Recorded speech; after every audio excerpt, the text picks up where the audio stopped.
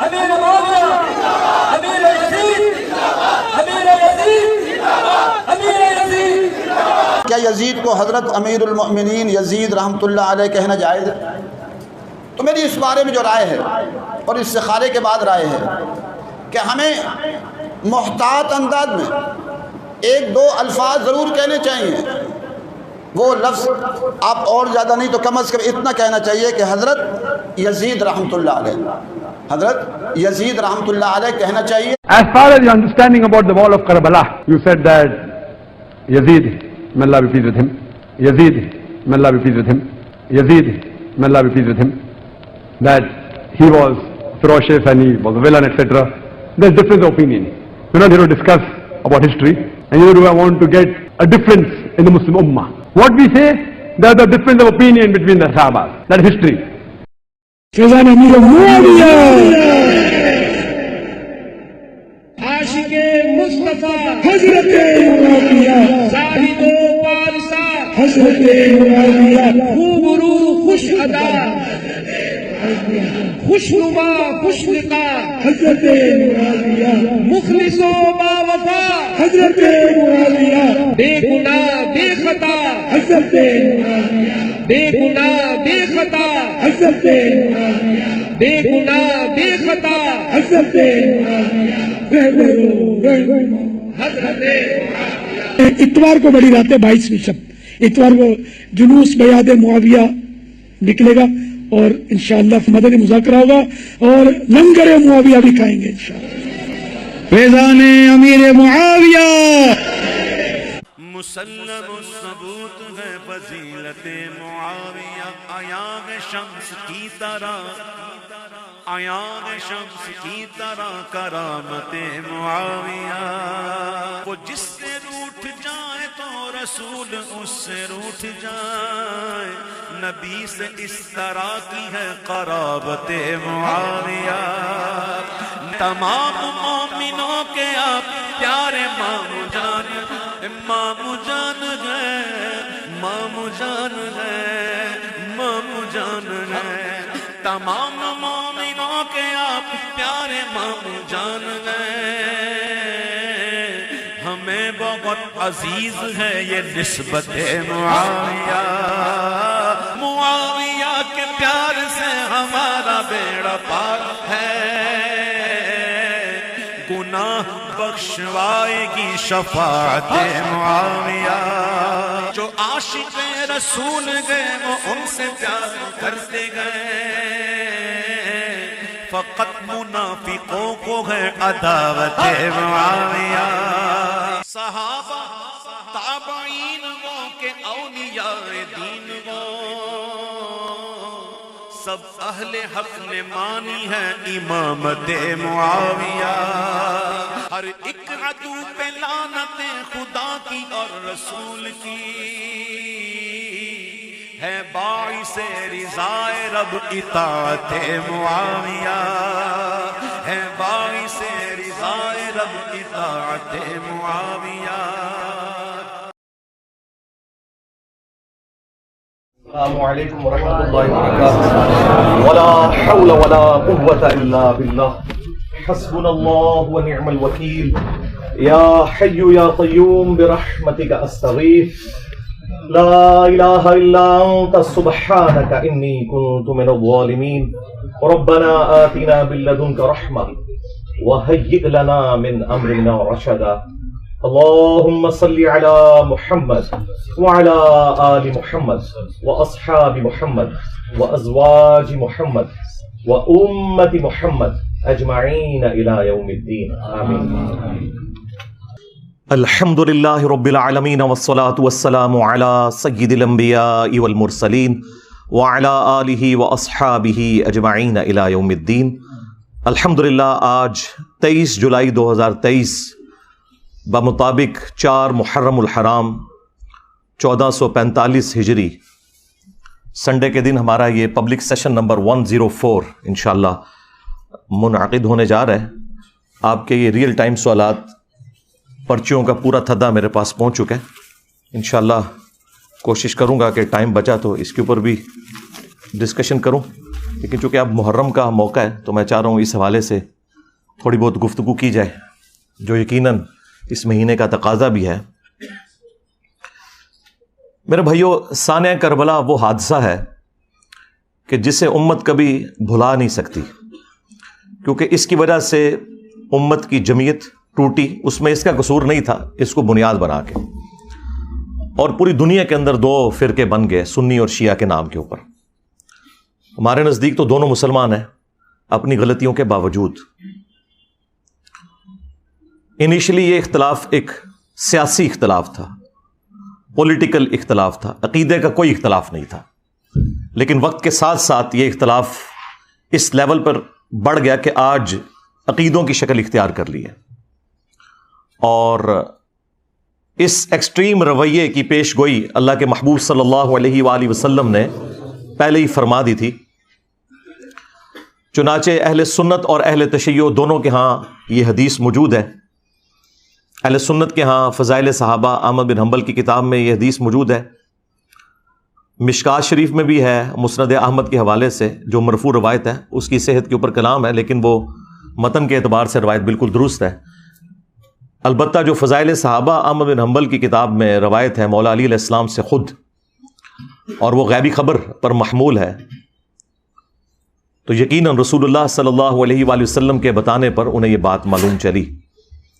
اور سیم روایت نہج البلاغہ اہل تشیع کے ہاں جو مولا علی علیہ السلام کے خطبات ہیں ان میں بھی موجود ہے کہ سیدنا علی نے کہا کہ میری وجہ سے، یعنی مجھے بنیاد بنا کر، دو فرقے گمراہ ہو جائیں گے اور دو جہنم میں چلے جائیں گے۔ یہ دونوں الفاظ موجود ہیں۔ ظاہر ہے کہ گمراہی کا انجام جہنم ہی ہے، ایک میری محبت میں غلو کر کے اور ایک میری دشمنی میں غلو کر کے۔ محبت میں غلو کرنے والوں کے لیے جو ٹرم یوز کی جاتی ہے وہ رافضی کی ٹرم، اردو میں ہم رافضی کہتے ہیں، اور جو دشمنی میں بغض میں بڑھنے والے لوگ ہیں ان کے لیے ناصبی کا ورڈ استعمال کیا جاتا ہے۔ تو یہ رافضی اور ناصبی، ظاہر ہے کہ رافضی اکثریت میں اہل تشیع کے ہاں پائے جاتے ہیں، اور ناصبی جو ہیں وہ اہل سنت کے ہاں پائے جاتے ہیں۔ اور جب غصہ آتا ہے تو اہل سنت شیعہ کو رافضی کہتے ہیں اور شیعہ اہل سنت کو ناصبی کہتے ہیں، حالانکہ یہ دونوں جو گروہ ہیں ایک پولیٹیکل اختلاف کی بنیاد پہ الگ ہوئے، اور پھر اس میں جو ایکسٹریم لوگ تھے انہوں نے اس قسم کا ہنگامہ کھڑا کیا کہ اس بڑے لیول پہ وہ ہنگامہ چلا گیا کہ آج گمراہی اپنے عروج کے اوپر ہے۔ اگر اہل تشیع کے ہاں ایسے رافضی موجود ہیں جو علی اللہ کہتے ہیں، نعوذ باللہ، ہمارے سب کانٹیننٹ میں تو بہت کم لوگ ہیں، زیادہ تر یہ شام کے اندر نصیریہ فرقہ پایا جاتا ہے، اور شیعہ خود انہیں کافر سمجھتے ہیں۔ تو اہل سنت کے ہاں بھی ناسبیت اس لیول کے اوپر گھسی کہ اہل سنت کے پلیٹ فارم سے یزید کے حق میں نعرہ بازی شروع ہو گئی، اسے جنت کی بشارتیں دینا شروع کر دیں، اور بڑے بڑے ذمہ دار علماء نے یہ حرکت کی۔ امیر معاویہ، امیر یزید، امیر یزید، امیر یزید۔ کیا یزید کو حضرت امیر المؤمنین یزید رحمۃ اللہ علیہ کہنا جائز ہے؟ تو میری اس بارے میں جو رائے ہے، اور استخارے کے بعد رائے ہے، کہ ہمیں محتاط انداز میں ایک دو الفاظ ضرور کہنے چاہیے۔ وہ لفظ آپ اور زیادہ نہیں تو کم از کم اتنا کہنا چاہیے کہ حضرت یزید رحمۃ اللہ علیہ، حضرت یزید رحمۃ اللہ علیہ کہنا چاہیے۔ As far as your understanding about the wall of Karbala, you said that Yazid, may Allah be pleased with him, Yazid, may Allah be pleased with him, Yazid, may Allah be pleased with him, that he was ferocious and he was a villain, etc. There's different opinion. We're not here to discuss about history, and neither do I want to get a difference in the Muslim Ummah. What we say, there's a difference of opinion between the Sahabas. That's history. اور سیدنا علی کے مقابلے پر حضرت امیر معاویہ رضی اللہ تعالیٰ عنہ کو بڑھا چڑھا کر پیش کیا گیا، بجائے یہ کہ اس پر اکتفا کیا جاتا کہ ان کی غلطیوں کو صحابی ہونے کی وجہ سے ہم صرف ڈسکس کر کے چھوڑ دیتے، لان تان سے پرہیز کرتے، باقی ان کا معاملہ اللہ کے سپرد، وہ تو قیامت والے دن اللہ جانے اور اس کے بندے جانے۔ لیکن یہاں پر لوگوں نے جو قاتلین اہل بیت تھے ان لوگوں کے ناموں کی کانفرنسز کرنا شروع کر دیں، مقتولین کو بھلا دیا، بجائے یہ کہ عمار ابن یاسر کے اوپر کوئی کانفرنس کی جاتی، جو اولو العزم اصحاب میں سے ہیں، سابقون الاولون میں سے ہیں، اصحاب بدر میں سے ہیں، ان کے حق میں کوئی بات کی جاتی، ان کے قاتلین کے حق میں نعرہ بازی کی گئی۔ فیضان امیر معاویہ، عاشق مصطفیٰ حضرت معاویہ، زاہد و پارسا حضرت معاویہ، خوبرو خوش ادا خوشنما خوش لقا حضرت معاویہ، مخلص و باوفا حضرت معاویہ، بے گناہ بے خطا حضرت معاویہ، بے گناہ بے خطا حضرت معاویہ، بے گناہ بے خطا حضرت حضرت اتوار کو بڑی رات ہے 22 نشب، اتوار کو جلوس بیعت معاویہ نکلے گا اور انشاءاللہ مدنی مذاکرہ ہوگا اور لنگر معاویہ بھی کھائیں گے انشاءاللہ۔ فیضان امیر معاویہ، مسلم الثبوت ہے فضیلت معاویہ، عیاں شمس کی طرح، عیاں شمس کی طرح کرامت معاویہ، وہ جس سے روٹھ جائے تو رسول اس سے روٹھ جائے، نبی سے اس طرح کی ہے قرابت معاویہ، تمام مومنوں کے آپ پیارے مامو جان، مامو جان گئے، مامو جان گئے، مامو جان گئے، تمام مومنوں کے آپ پیارے مامو جان گئے، ہمیں بہت عزیز ہے یہ نسبت معاویہ، معاویہ کے پیار سے ہمارا بیڑا پار ہے، گناہ بخشوائے گی شفاعت معاویہ، جو عاشق رسول گئے وہ ان سے پیار کرتے گئے، فقط منافقوں کو ہے عداوت معاویہ، صحابہ تابعین وہ کہ اولیاء دین وہ، سب اہل حق نے مانی ہے امامت معاویہ، ہر ایک عدو پہ لعنت خدا کی اور رسول کی، ہے باعث رضائے رب اطاعت معاویہ، ہے باعث رضائے رب اطاعت معاویہ۔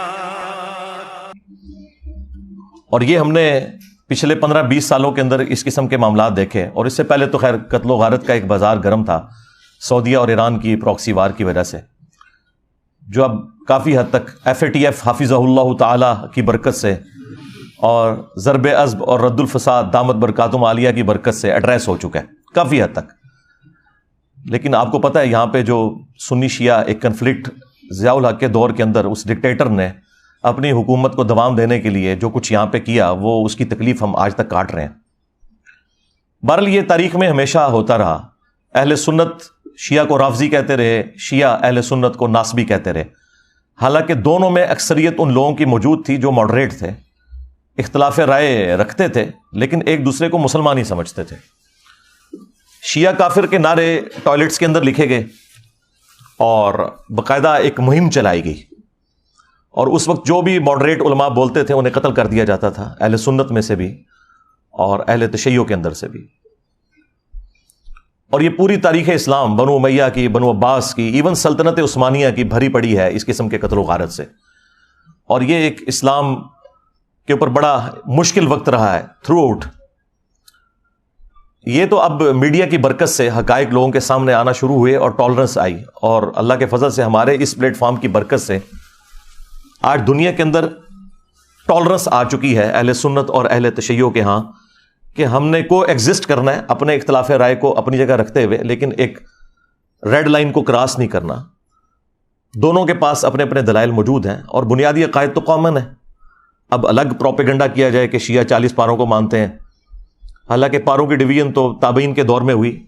ہم تو 30 پاروں کو بھی نبی علیہ السلام کی طرف منسوب نہیں مانتے، نبی علیہ السلام کے مبارک زمانے میں تو سورتوں کی ڈویژن تھی۔ تو اس قسم کے جھوٹے الزامات ایک دوسرے کے اوپر لگائے گئے۔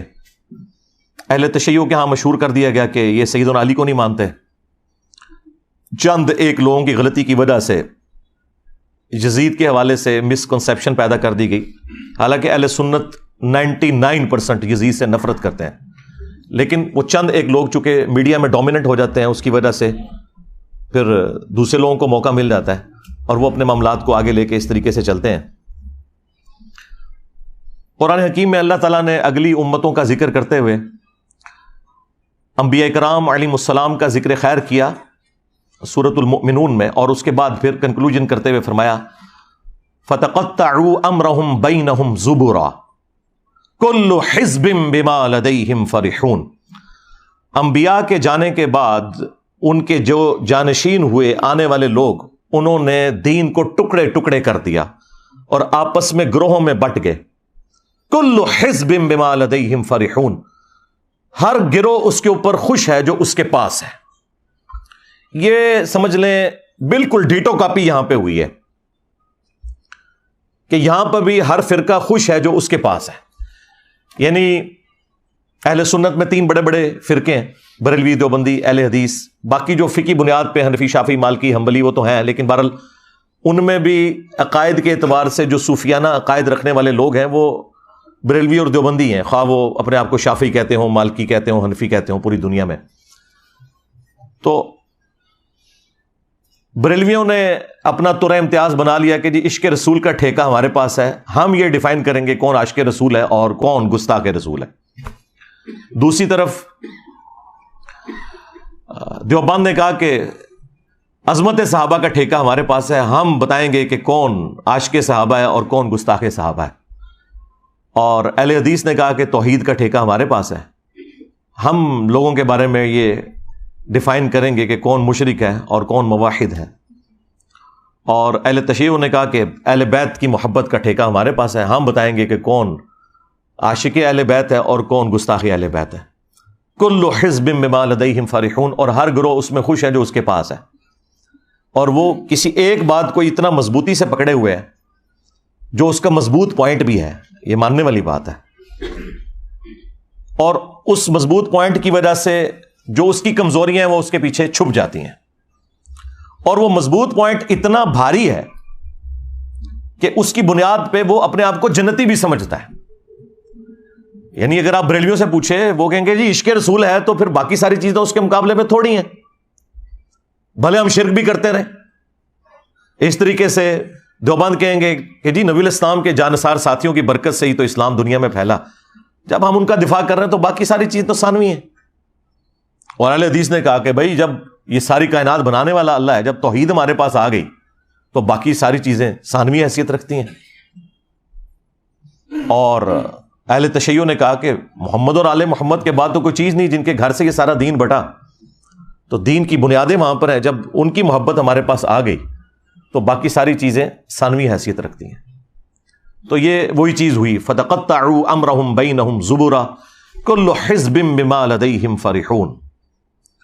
اور پھر یہ اس لیول کے اوپر دشمنی بڑی ہے، سنی شیعہ کنفلکٹ کی بنیاد کے اوپر، کہ سنیوں نے یہ طے کر لیا کہ خواہ ہماری حدیث کی کتابوں میں بھی کوئی بات آئے ہم نے نہیں ماننی، اگر وہ اہل تشیع کو سپورٹ کرتی ہے.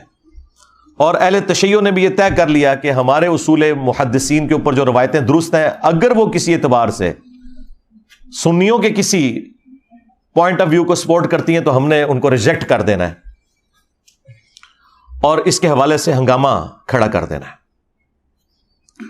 اب چونکہ ہمارا یہ پلیٹ فارم اہل سنت پلیٹ فارم ہے، اس میں کوئی شک نہیں ہے، اور ظاہر ہے کہ دنیا میں 85% اہل سنت ہیں، اور زیادہ تر تو میں اہل سنت کے حوالے سے ہی روایتیں پیش کرتا ہوں.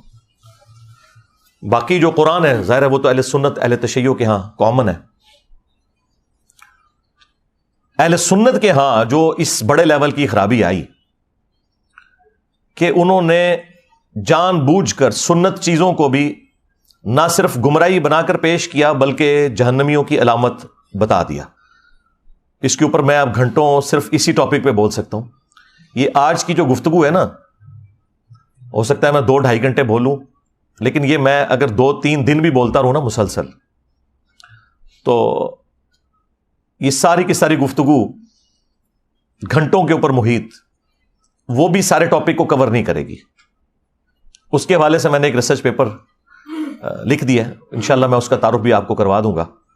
بہرحال یہ دشمنی اس لیول پہ گئی ہے کہ ایک دوسرے کے نام رکھنا، ایک دوسرے کے جو دلائل ہیں انہیں ریجیکٹ کر دینا، بھلے وہ اپنی کتابوں سے نکل رہے ہوں. اس کی آپ کو میں ایک نمائندہ مثال دیتا ہوں، وہ کالا لباس پہننا. سنیوں کے بچے بچے کو یہ رٹایا گیا کہ یہ کالا لباس جو ہے یہ جہنمیوں کا لباس ہے، نعوذ باللہ من ذالک. اور پوچھیں یہ لکھا کہاں ہوا ہے، کس حدیث کی کتاب میں لکھا ہوا ہے؟ تو وہ یہ کہیں گے کہ علماء فرماتے ہیں. اگر علماء فرما رہے ہیں تو اس کا مطلب ہے کہ پھر علماء غداری کر رہے ہیں اگر یہ حدیث کی کتابوں میں نہیں لکھا ہوا. اسی کو تو ہم نے عرض کیا ہے کہ مرنے سے پہلے اے مسلمان کر لے اس پہ غور، کتابوں کا خدا اور ہے، بابوں کا خدا اور. اگرچہ بابے بھی اسی خدا کو مانتے تھے لیکن انہوں نے تعلیمات اپنی دی ہیں. اللہ کے محبوب صلی اللہ علیہ وآلہ وسلم کو جو اللہ عز و جل نے تعلیمات دی تھی وہ انہوں نے پس پش ڈال دی، اپنی خرافات کو انہوں نے دین بنا کے پیش کیا. اس لیے ہم کہتے ہیں کہ وہ خدا اور ہے. یہ ان معنوں میں نہیں ہے کہ کوئی وہ کسی اور خدا کی پوجا کرتے ہیں، خدا تو سب کا ایک ہے. ہندو اسے بھگوان کہتے ہیں، کرسچن اسے گاڈ کہتے ہیں، ہم اسے اللہ کہتے ہیں، خدا کہتے ہیں، سپر نیچرل ایجنسی کہہ دیتے ہیں، سپریم بینگ کہہ دیتے ہیں، سپر نیچرل اتھارٹی کہہ دیتے ہیں. کوئی بھی لفظ اس کے لیے استعمال کریں جو اچھی کوالٹیز والے الفاظ ہیں، تو خدا تو سب کا ایک ہے. تو یہ تعلیمات انہوں نے بدل دی. کیا انہیں یہ نہیں پتا تھا کہ صحیح مسلم کے اندر موجود ہے کہ نبی صلی اللہ علیہ وآلہ وسلم کی وفات کے بعد اسماء بنت ابی بکر نے ایک کسروانی طیالسی کالا جبہ نکالا. کسروانی یعنی پرشین امپائر کا، وہ کالا ہی ہوا کرتا تھا جس طرح سندھی اجرک ریڈ ہوتی ہے، اور اس کے اوپر گوٹ بھی لگی ہوئی تھی. انہوں نے کہا کہ یہ نبی صلی اللہ علیہ وآلہ وسلم کا جبہ مبارک ہے، آپ صلی اللہ علیہ وآلہ وسلم اسے پہنا کرتے تھے اور ہم اس کا دھون مریضوں کو شفا کے لیے پلاتے ہیں. جو صحیح تبرک ہے نبی صلی اللہ علیہ وآلہ وسلم کا اپنا کرتا مبارک، جبہ مبارک، کالا جبہ تھا جو آپ علیہ السلام پہنا کرتے تھے. پھر صحیح مسلم کے اندر جو حدیث موجود ہے، حدیث قصہ جسے کہا جاتا ہے، جو سنی اور شیعہ دونوں کے ہاں کامن ہے، مشہور حدیث، اور اس کی راویہ بھی ہماری ماں سیدہ عائشہ سلام اللہ علیہا ہے. وہ کہتی ہیں کہ نبی صلی اللہ علیہ وآلہ وسلم اپنے گھر سے اس حال میں برآمد ہوئے کہ آپ نے ایک منقش چادر کالے رنگ کی اوڑھی ہوئی تھی جس کے اوپر اونٹ کے کجاووں کی مانند ڈیزائن بھی بنے ہوئے تھے، جس کی وجہ سے یہ ہماری نعتیں لکھی جاتی ہیں، کالی کملی والے.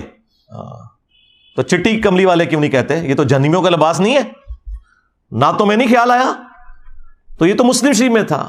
اور اما عائشہ کہتی ہیں کہ نبی علیہ السلام نے وہ چادر اوڑھی ہوئی تھی، اتنے میں حسن ابن علی آئے اور نبی علیہ السلام نے انہیں اپنی چادر کے نیچے لیا. پھر حسین ابن علی آئے، پھر سیدہ فاطمہ آئیں، اور پھر مولا علی علیہ السلام آئے. ان سب کو نبی علیہ السلام نے اپنی چادر کے نیچے لیا اور خود بھی. اب یہ ایک بڑا غیر معمولی واقعہ ہے اور سیدہ عائشہ یہ منظر دیکھ رہی ہیں اور انہوں نے کوئی کنجوسی نہیں کی اس کو بیان کرنے میں. کوئی کہہ سکتا تھا کہ بڑی امبیرسمنٹ کی بات ہے کہ آپ کو چادر کے نیچے نہیں لیا، آپ بھی تو اہل البیت میں ہیں، سورۃ الاحزاب کی آیت نمبر 33 کے تحت. لیکن یہ جو اسپیشل پروٹوکول والے اہل البیت ہیں وہ وہی ہیں جن کو نبی علیہ السلام نے اپنی چادر کے نیچے لیا، جن کو ہم پنجتن پاک کہتے ہیں. کہتے ہیں یہ پنجتن پاک کہاں سے آ گیا؟ عربی میں تو پے ہوتی نہیں ہے بھائی. اگر حق چار یار کی چے کی 3 نقطے ہوتے ہیں عربی کے اندر، حالانکہ عربی میں چے ہوتی نہیں ہے، تو پنجتن پاک بھی اگر پے آ گئی تو یہ ظاہر ہے یہ ٹرمز ہیں فارسی زبان میں یا اردو زبان میں، لیکن اپنی اصل میں تو موجود ہیں پنجتن پاک بھی اور حق چار یار بھی. تو وہ نبی علیہ السلام نے چادر کے نیچے لے کر سورۃ الاحزاب کی آیت پڑھی، انما یرید اللہ لیذھب عنکم الرجس اہل البیت ویطہرکم تطہیرا. اے نبی کے گھر والو، اللہ تو بس یہی چاہتا ہے کہ تم سے ہر طرح کی ناپاکی دور کر دے اور تمہیں خوب صاف ستھرا کر دے. اب یہ کالی مبارک چادر نبی صلی اللہ علیہ وآلہ وسلم نے اوڑھی ہوئی تھی، جبہ بھی ہو گیا یعنی کرتا بھی، چادر بھی ہو گئی، پیچھے پگڑی بچی. تو سرکار وہ بھی صحیح مسلم کے اندر موجود ہے کہ نبی صلی اللہ علیہ وآلہ وسلم جب جمعے کے خطبے کے لیے ممبر کے اوپر آتے تو آپ نے کالے رنگ کی پگڑی پہنی ہوتی تھی. اسی طریقے سے صحیح مسلم میں ایک اور حدیث ہے کہ اللہ کے محبوب صلی اللہ علیہ وآلہ وسلم جب فتح مکہ کے موقع پر داخل ہوئے مکہ شریف میں تو آپ نے کالے رنگ کی پگڑی پہنی ہوئی تھی. یعنی آپ علیہ السلام کا کرتا جبہ بھی کالا، آپ کی چادر بھی کالی، آپ کی پگڑی بھی کالی، اور غلاف کعبہ کالا. اور پھر وہ مشہور حدیث جو اکثر آپ کو سننے کو ملتی ہے، جس کے نام کے اوپر پوری دنیا میں ہنگامہ مسلمانوں نے، جہادی تنظیموں نے کھڑا کیا ہوا ہے، مسند احمد میں ہے، المستدرک للحاکم کے اندر موجود ہے، کہ جب خراسان سے کالے جھنڈے آتے ہوئے دیکھو تو ان کا استقبال کرنا، ان میں اللہ کا خلیفہ مہدی ہوگا علیہ السلام. تو وہاں پہ بھی کالے جھنڈے کا ذکر ہے. تو نبی علیہ السلام کا جھنڈا بھی کالا، آپ کا کرتا مبارک بھی، جبہ بھی کالا، آپ کی چادر بھی کالی، آپ کی پگڑی بھی کالی. اب مجھے بتائیں کون سی چیز پیچھے رہ گئی ہے؟ لیکن دشمنی اس لیول کے اوپر کہ کہا کہ جہنمیوں والا لباس ہے. اب مجھے بتائیں کیا ایسا شخص اپنے ایمان کے بارے میں دقت نظر سے دیکھے گا کہ جو نبی صلی اللہ علیہ وآلہ وسلم کے سنت لباس کو صرف ایک فرقے کی آڑ میں جہنمیوں والا لباس کہہ دے؟ یہ میں نے آپ کو ایک نمونہ پیش کیا ہے. میں اگر صرف یہ نمونے نکال کے آپ کو دکھاؤں تو آپ کو دشمنی کا لیول نظر آئے گا کہ علماء نے کس بڑے لیول کے اوپر دھوکہ کیا ہے. اور یہ آج کے علماء نے نہیں، صدیوں سے یہ دھوکہ امت کو دیا گیا ہے. اسی لیے پھر میں نے اتنے پیشن کے ساتھ یہ بات عرض کی تھی کہ دیکھیں ان کے بزرگوں نے جو گمراہیاں پھیلائی تھیں اتنے بڑے لیول کے اوپر، تو اللہ تبارک و تعالیٰ نے پھر ان کے بزرگوں اور ان کے کٹر فالوورز کے اوپر کتنی بڑی بلا چھوڑ دی ہے کہ جو کہتا ہے کہ میرے نبی سا ہے ہی کوئی نہیں، تیرے بابے تھے شے ہی کوئی نہیں. صلو علی محمد و آل محمد، اللہم صلی علی محمد و علی آل محمد. تو دیکھیں پچھلے 1200-1300 سال کی گمراہیاں یوں 12 سالوں کے اندر مٹی پلید ہوئی ہے. ان لوگوں نے غداری کی تھی، ان لوگوں نے عزتیں اویل کی تھی اللہ اور اس کے رسول کے نام کے اوپر، ان لوگوں نے چندے بٹورے تھے اللہ اور اس کے رسول کے نام کے اوپر عز و جل و صلی اللہ علیہ وآلہ وسلم. ان لوگوں نے سواریاں سوار کی تھی مکے اور مدینے کے نام کے اوپر، لیکن جا کے پھینکی بغداد شریف، اجمیر شریف، دیوبند شریف، بریلی شریف. غداری کی ہے انہوں نے. اور اس غداری کا انجام کیا ہوا ہے کہ آج یہ لوگ اپنے بزرگوں کی تعلیمات سے منہ چھپاتے پھر رہے ہیں، اور وہ کہہ رہے ہیں جی انسانی تاریخ میں اتنا بڑا کوئی فتنہ نہیں آیا جتنا بڑا فتنہ انجینئر ہے. بالکل ٹھیک ہے، یہ عربی والا فتنہ ہے، آزمائش. اور یقین کریں یہ لوگ آپس کی دشمنیاں بھول گئے ہیں اس کی وجہ سے. تو ہمیں تو کوئی فرق نہیں پڑتا، ہم نے تو اللہ کے فضل سے اہل بیت کا مقدمہ لڑا ہے اور لڑیں گے انشاءاللہ تعالی. اور یہ سب کچھ اتنا مشکل کام جو اگلے زمانوں میں ہوتا تھا تو ایسے لوگوں کے ٹکڑے ٹکڑے کر دیے جاتے تھے، ان کے خاندان غائب کروا دیے جاتے تھے. یہ تو آج آپ ایک مبارک دور میں ہے کہ آج بات کرنا آسان ہے، اور وہ بھی پاکستان کے اندر. تو اور وہ بھی کچھ عرصے سے، ورنہ تو کچھ عرصہ پہلے تک تو یہ صورتحال نہیں تھی. تو یہ اللہ تبارک و تعالیٰ کا خاص ڈیسیژن ہوا ہے کہ اس نے اپنے دین کا کام لینا ہے، وہ کسی سے بھی لے لے. تو یہ سب کچھ جو ہم کر رہے ہیں واللہ یہ ہم اپنی آخرت کی فکر میں ہیں. اہل البیت علیہ السلام کو کسی بھی شخصیت کی ضرورت نہیں کہ وہ ان کا دفاع کرے. یہ کسی شخص کے لیے خود اس کی آخرت کا سبب تو ہو سکتا ہے کہ وہ جنت میں رسول اللہ کا پڑوس حاصل کر لے صلی اللہ علیہ وآلہ وسلم، کہ وہ اہل البیت کا دفاع کرے.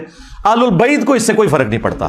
یہ ہماری خوش قسمتی ہے کہ ہم ان کا دفاع کر کے اللہ کے محبوب صلی اللہ علیہ وآلہ وسلم کو قیامت والے دن راضی کر سکیں کہ ہم نے آپ کے اہل البیت کا دفاع کیا تھا، اور آپ نے جو نصیحت فرمائی تھی غدیر خم کے اوپر ہم نے اس کا پاس رکھا.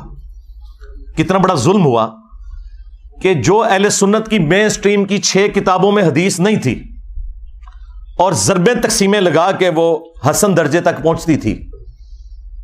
حجۃ الوداع کی حدیث کہ میں اپنے بعد 2 چیزیں چھوڑ کر جا رہا ہوں، المستدرک للحاکم میں ہے، الموطا امام مالک میں بھی ہے لیکن اس کی سند منقطع ہے. مکمل سند جو ہے وہ المستدرک للحاکم کے اندر ہے، مشکات کے اندر بھی.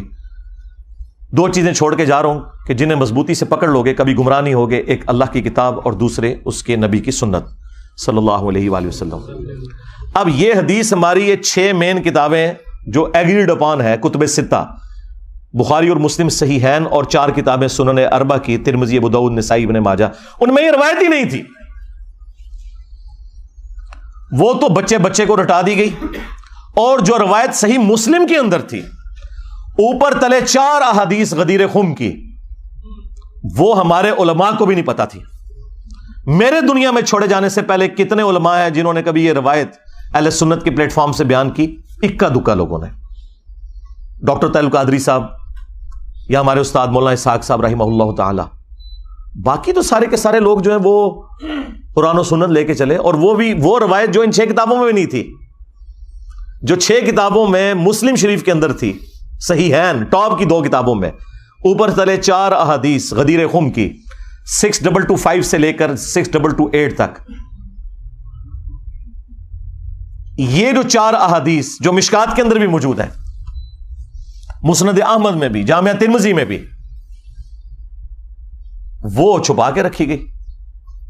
اور یہ جو خطبہ غدیر کا ہے، یہ نبی صلی اللہ علیہ وآلہ وسلم کہ حجت الوداع کے بعد کا خطبہ ہے، یہ اسے بھی سپرسیڈ کرنے والا ہے. اور آپ علیہ السلام کی وفات سے چند مہینے پہلے جب آپ حج کر کے مکے سے مدینے کی طرف واپس آ رہے تھے تو راستے میں پانی کے لیے خم نامی گاؤں پہ پڑاؤ کیا 18 ذوالحجہ 10 ہجری کو. اور نبی صلی اللہ علیہ وآلہ وسلم کے لیے اونٹ کے پالان کا ممبر بنایا گیا. اور زید ابن ارقم روایت کرتے ہیں جب چند تابعین ان کو ملنے آئے کہ بھئی آپ نے تو نبی الاسلام کے ساتھ اتنا وقت گزارا ہے، اتنی نمازیں پڑھی ہیں، تو کوئی بات جو خاص بات رسول اللہ کی نصیحت آپ کو یاد ہو. تو انہوں نے کہا پھر سنو. چونکہ بنو امیہ کا دور تھا اور سیدنا علی کے اوپر ممبروں سے سب و شتم کا سلسلہ جاری تھا، تو انہوں نے ڈھونڈ کے غدیر خم کی حدیث سنائی. انہوں نے کہا کہ اگر میں کوئی چیزیں سکپ کر دوں تو یہ سمجھ لینا میرا بڑھاپا ہے. البتہ مجھے یہ ایک نصیحت یاد ہے کہ نبی الاسلام نے غدیر خم کے موقع پر اپنی وفات سے چند مہینے پہلے ایک خطبہ دیا، انتہائی بلیغ خطبہ. اس کے الفاظ ہی کنکلوڈنگ ہے: اے لوگو آگاہ ہو جاؤ، میں بھی ایک انسان ہوں، قریب ہے کہ اللہ کا قاصد یعنی موت کا فرشتہ میرے پاس آئے اور میں اس کی دعوت قبول کر لوں. میں اپنے بعد تم میں 2 بھاری چیزیں چھوڑ کر جا رہا ہوں. ان میں سے پہلی چیز اللہ کی کتاب ہے، اس میں ہدایت ہے، اس میں نور ہے. یہ اللہ کی رسی ہے جو قرآن میں ہے نا، وَاعْتَصِمُوا بِحَبْلِ اللَّهِ جَمِيعًا وَلَا تَفَرَّقُوا. تم سب کے سب مل کر اللہ کی رسی کو مضبوطی سے پکڑ لو اور فرقوں میں مت بٹو. یہ اللہ کی رسی ہے، جو اسے پکڑے گا وہ ہدایت پر ہوگا، جو چھوڑ دے گا وہ گمراہ ہو جائے گا. اور پھر نبی علیہ السلام ترغیب دلاتے رہے: اللہ کی کتاب، اللہ کی کتاب، اللہ کی کتاب. اور پھر فرمایا دوسری بھاری چیز میرے اہل البیت ہیں. میں اپنے اہل البیت کے معاملے میں تمہیں اللہ کا خوف دلاتا ہوں. میں اپنے اہل البیت کے معاملے میں تمہیں اللہ کا خوف دلاتا ہوں. میں اپنے اہل البیت کے معاملے میں تمہیں اللہ کا خوف دلاتا ہوں. 3 دفعہ فرمایا. لیکن امت بالکل الٹ چلی، نہ قرآن کو پکڑا عقیدوں کے لیے اور نہ اہل البیت کو زندہ چھوڑا. نبی علیہ السلام کو قبر مبارک میں گئے صرف 50 سال گزرے ہیں اور آپ کی پوری اولاد ذبح کر دی گئی. تو آپ سمجھتے ہیں کہ یہ کربلا بھلا دی جائے گی؟ نہیں، کربلا قیامت تک آپ کو ہانٹ کرے گی. ہاں، اور ہماری ویڈیوز کے بعد تو اب آپ بھول جائیں ہاں کہ کوئی شخص جو ہے وہ اس غم حسین کو مٹا سکتا ہے.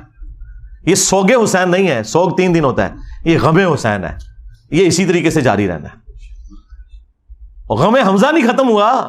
صحیح بخاری میں حدیث ہے، فتح مکہ کے موقع پر حضرت بلال حبشی نے لا کر پیش کر دیا واشی کو حضور کے سامنے کہ چلیں جہاں باقیوں کی معافی ہو رہی ہے اس کی بھی ہو جائے. آپ علیہ السلام نے نگاہ اٹھا کے دیکھا، واشی جی یا رسول اللہ. قاتل حمزہ جی یا رسول اللہ. واشی تیرا اسلام قبول ہے، لیکن کیا تو ایسا کر سکتا ہے کہ تو مجھے اپنی شکل نہ دکھانا؟ پوری زندگی پھر واشی نے نبی علیہ السلام کا سامنا نہیں کیا. مسلمان صحابی اور شخصیت کون ہے؟ حریص علیکم بالمؤمنین رؤوف الرحیم. مومنین پر ان کی جانوں سے بڑھ کر حق رکھتے ہیں، ان کی جانوں سے بڑھ کر ان کے لیے حریص ہیں. کسی نے نہیں کہا کہ یا رسول اللہ یہ تو اسلام لے آئے ہیں تو آپ اپنے دل میں ان کا بغض کیوں رکھ رہے ہیں؟ ہمیں لوگ کہتے ہیں نا جی بغض ہے جی آپ کے دل کے اندر. صرف یہ کہ چچا کا غم بھلایا نہیں گیا. چچا بھی کوئی عام چچا تو نہیں تھا، وہ دو شریک بھائی بھی تھا، دین کا مجاہد تھا، بدر اور احد کے اندر آرمی چیف تھا نبی علیہ السلام کی فوج کا. تو کسی نے نہیں کہا یا رسول اللہ حمزہ کو تو شہید ہوئے 8 سال ہو چکے، سوگ تو 3 دن ہوتا ہے، کہاں 3 ہجری کے اندر یہ احد ہوئی، 5 سال ہو چکے تھے آلموسٹ اس وقت تک، اور 8 ہجری کے اندر فتح مکہ، 5 سال پرانی بات آپ نے آج تک سنبھال کے رکھی ہوئی ہے۔ ان کو پتا تھا۔ مجھے بتائیں کیا انسان کو اپنے چچا کے ساتھ زیادہ محبت ہوتی ہے یا اپنی اولاد کے ساتھ؟ اولاد کے ساتھ۔ پھر اولاد بھی وہ اولاد کہ بخاری میں حدیث موجود ہے، ابو داؤد کے اندر موجود ہے کہ نبی علیہ السلام اللہ کے حضور عرض کرتے کہ اے اللہ، ابراہیم علیہ السلام اپنے 2 بیٹوں اسحاق اور اسماعیل کو جن کلمات کے ذریعے تیری پناہ میں دیتے تھے، میں اپنے 2 بیٹوں حسن و حسین کو انہی کلمات کے ذریعے تیری پناہ میں دیتا ہوں۔ اعیذکما بکلمات اللہ التامہ من کل شیطان وہامہ ومن کل عین لامہ۔ دیکھیں ابراہیم کے بیٹے اسماعیل اور اسحاق اور نبی علیہ السلام کے بیٹے حسن و حسین علیہم السلام اجمعین، یعنی آپ ذرا لیول دیکھیں کمپیریزن کا۔ تو نبی علیہ السلام نے فرمایا کہ میں اپنے اہل البیت کے معاملے میں تمہیں اللہ کا خوف دلاتا ہوں، اور یہی حدیث جو مسلم شریف کے اندر موجود ہے، اس کا ایک طریق جو ہے وہ مسند احمد کے اندر بھی ہے۔ اس میں پھر یہاں تک الفاظ ہیں کہ نبی علیہ السلام نے اپنے حق ولایت کا ذکر کیا، النبی اولا بالمؤمنین من انفسہم وازواجہ امہاتہم، نبی مومنین کی جانوں سے بڑھ کر ان پر حق رکھتے ہیں، اور نبی کی بیویاں امت کی مائیں ہیں۔ یہ آیت کوٹ کر کے آپ نے فرمایا کہ کیا میرا حق ولایت تم تسلیم کرتے ہو اپنے اوپر؟ یعنی میں تمہاری جانوں سے بڑھ کر تم پر حق رکھتا ہوں۔ تو سب نے کہا بلا یا رسول اللہ۔ تو پھر آپ علیہ السلام نے مولا علی کا ہاتھ پکڑا اور یوں فضا میں بلند کیا صحابہ کے درمیان، من کنت مولاہ فہذا علی مولاہ۔ پھر جس جس کا مولا، جس جس کا جگری یار، جس جس کا آقا، جس جس کا سرپرست میں ہوں، اس کا سرپرست علی ہے۔ اور پھر اسی حالت میں کہا کہ اے اللہ اس سے محبت رکھ جو علی سے محبت رکھے، اس سے دشمنی رکھ جو علی سے دشمنی رکھے۔ اور اس کی اصل تو اس حدیث میں بھی موجود ہے جو مسلم شریف میں ہے کہ علی سے محبت نہیں رکھے گا مگر مؤمن، علی سے بغض نہیں رکھے گا مگر منافق۔ اور بڑے رقت انگیز الفاظ ہیں، مولا علی نے خود روایت کی حدیث، وہ کہتے ہیں کہ اس ذات کی قسم کہ جس نے دانے کو پھاڑ کر کھیتیوں کو اگایا اور مخلوقات کو پیدا کیا، نبی امی نے مجھ سے یہ عہد لیا تھا کہ اے علی صرف مؤمن ہی تجھ سے محبت رکھے گا اور صرف منافق ہی تجھ سے بغض رکھے گا، والعیاذ باللہ تعالی۔ تو اب یہ آپ دیکھ لیں، یہ وہ چیزیں تھیں جو پھر بھلا دی گئیں، اور اس کا رزلٹ آج سنی شیعہ کنفلکٹ، قتل و غارت کی شکل میں، دشمنی کی شکل میں، ایک دوسرے کو کافر کہنے اور گمراہ کہنے اور جہنمی کہنے کی شکل میں ہمارے سامنے آ چکا ہے۔ اب یہ ٹاپک اتنا لمبا ہے کہ میں اس کے اوپر فی البدی بھی بولوں تو میں نے بتایا کہ میں گھنٹوں نہیں کئی دنوں تک بیٹھ کے بولتا رہوں، اور میری ہزاروں ویڈیوز اگر کلپس بھی شامل کیے جائیں اس کے اوپر گواہ ہے کہ میں نے یہ سارے ٹاپکس مختلف ویڈیوز کے اندر کور کیے ہیں۔